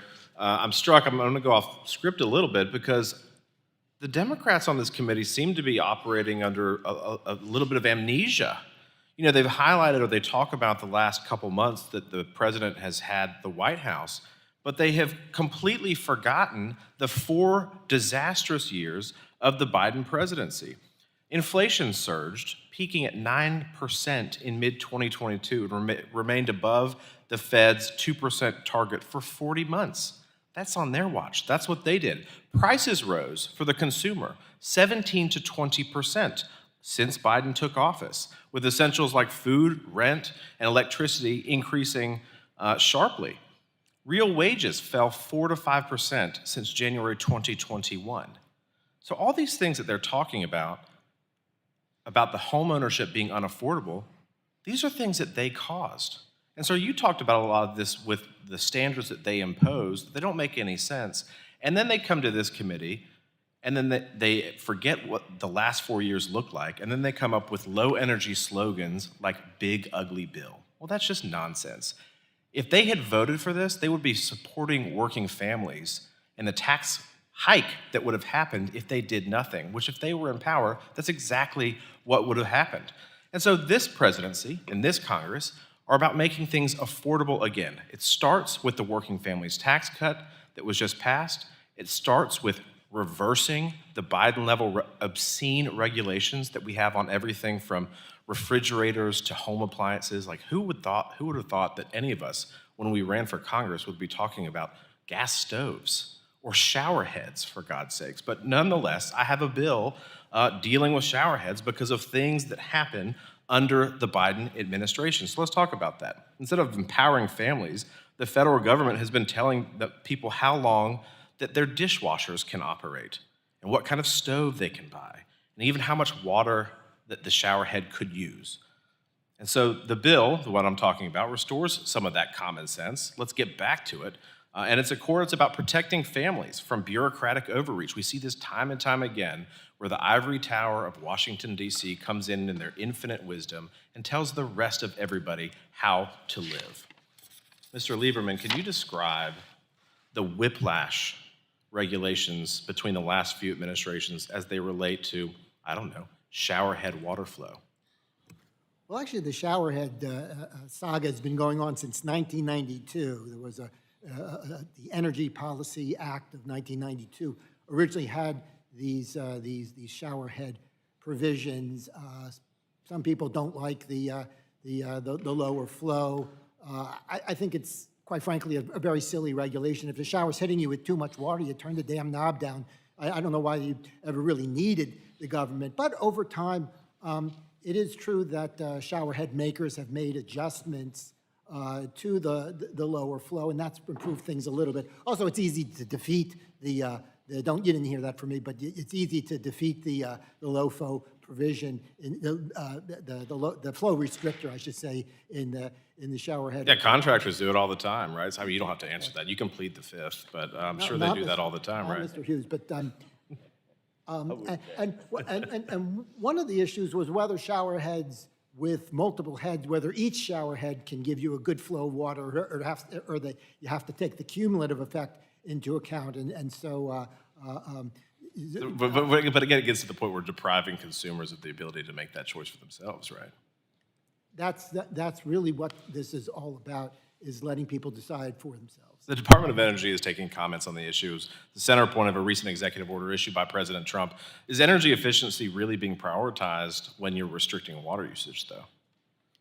Well, it's the energy used to heat the water. So if you're taking a cold shower, you're not helping out. But again, whether we really need federal intervention on shower flow is, I think, was questionable. But this has been going on for questionable. We like that, Mr. Lieberman. Energy efficiency and resilience measures are important to South Carolinians, but not all energy efficiency efforts are created equal. I think it's important that taxpayers get a good deal. Mr. Lieberman, are marginal energy savings associated with weatherization programs, are they worth the cost? Well, there have been some studies that say that the benefits tend to be overstated and the costs tend to be understated. Usually, there's projections that come up with benefits well in excess of costs. But there have been some retrospective analyses that found that it isn't nearly so clear whether this is a program that's worth the cost. So I think it's at least worth looking at some of those studies to see if we're getting the bang for the buck with this program. I appreciate your answer to that. See, my time has expired, but I think it goes to his point earlier that the housing costs have gone up 10 to 30% based on regulations. And with that, Mr. Chairman, I yield back. Thank you. Thank you. The gentleman's time has expired and yields back, and the chair now recognizes the gentleman from New York's 23rd District for 5 minutes for questions. Thank you very much, Mr. Chairman. In my home state of New York, Albany politicians, they have decided that they know better than the people that they serve. They've moved to rip natural gas out of all new construction in residential homes as of January 1st, 2026, and they're marching towards banning it in every new building. It's not just bad policy, it's a direct assault on affordability, reliability, and my constituents' safety. When government bans natural gas, the cost of everything goes up, especially building a home. It can go up $10,000, $20,000, $30,000 in upgrades. And that's money that my constituents don't have. And it pushes the homeownership dream further out of reach for our youngest generation. Monthly bills pile up because in states like New York, heating with natural gas is extremely cheaper and more reliable, frankly, than electricity. In my district, we know what happens when the power goes out during a brutal winter storm. We saw this, I lived this during Winter Storm Elliott in 2022. Families, if they were left with nothing but electric heat, it was a dangerous and deadly situation. We lost 69 people in that storm. People can and will lose their lives when politicians take away their ability to choose the energy source that makes sense for their homes. Mr. Hughes, how are these natural gas restrictions affecting builders in the housing market today? How are gas bans? Well, again, the increased cost of having to go total electric, because the equipment, as a rule, is more expensive, and it operates more expensive. Yeah, I met with many home builders in the last month in my state, and they've got people literally walking away from the table when they've told them they can't get their building permits registered by New Year's Eve day, and they will have to fully electrify their homes in New York. I appreciate your answer. Energy choice gives families the ability to pick the most affordable and reliable way to power their homes. The same principle needs to apply to our federal government. Yet current policy has moved in the opposite direction, forcing federal buildings to eliminate natural gas and rely exclusively on electricity. Natural gas powers backup systems that keeps our veterans' hospitals running, supports energy-intensive work at our national labs and military installations, and removing it reduces flexibility, it increases costs, and it makes critical infrastructure more vulnerable. The numbers tell the story. Natural gas is more affordable than electricity and will remain so for decades to come. The DOE analysis shows eliminating it could increase energy consumption and emissions, which totally undermine our efficiency goals. These policies risk disrupting operations, jeopardizing national security, and wasting taxpayer dollars. Federal agencies need options so that they can operate effectively and reliably, just as families deserve the same flexibility in their homes. Mr. Steffes, what kind of long-term uncertainty do gas bans and fossil fuel phase-outs like Section 433 of the Energy Independent Security Act pose for Washington's gas customers? Well, it creates an environment where businesses, or the federal government in this instance, is unaware and uncertain about what their next investment is going to be to meet the energy needs. If you restrict natural gas, which is very affordable, very reliable, again, our reliability to deliver to the federal buildings is 99.7%, you take away the ability for them to find redundant and resilient electricity when they need it through backup generation, but you also then impose increased obligations on the electricity grid, making that even more strained than it is already today. We're seeing this in real time in New York as the governor has increased, had her Public Service Commission increase utility rates for the second time in a year. My constituents are facing double-digit percentage increases in their utility bills. We've taken power off of the grid and increased the demand on the grid, and are surprised that the cost is rising at a drastic rate, and that's exactly why I have introduced the Energy Choice Act, which hopefully this committee acts on very soon, that would ban the bans, ban the natural gas and propane bans that a lot of our left-leaning states are going toward. At the end of the day, energy choice is about freedom, it's about affordability and common sense, and families shouldn't be forced into costly one-size-fits-all mandates, and neither should the federal government. Taking away options doesn't save money, it raises bills, it doesn't improve reliability, it weakens our systems, and it puts people's lives at risk. Real leadership means empowering people and agencies to choose the energy choice that works best for them, and energy choice is not negotiable, it's essential. And with that, I yield back, Mr. Chairman. Thank you. The gentleman yields back the balance of his time. The chair now recognizes the gentleman from Colorado's 8th District for 5 minutes for questions. Thank you, Mr. Chairman, of course, to the ranking member, and thank you to all of our witnesses for coming today to have this conversation. We all want clean air, clean land, clean water. We all want to be good and responsible stewards of our environment and the energy that we produce from our environment, but we also have to have a common sense approach to this. And so my first question will be a yes-no question to everyone on the panel.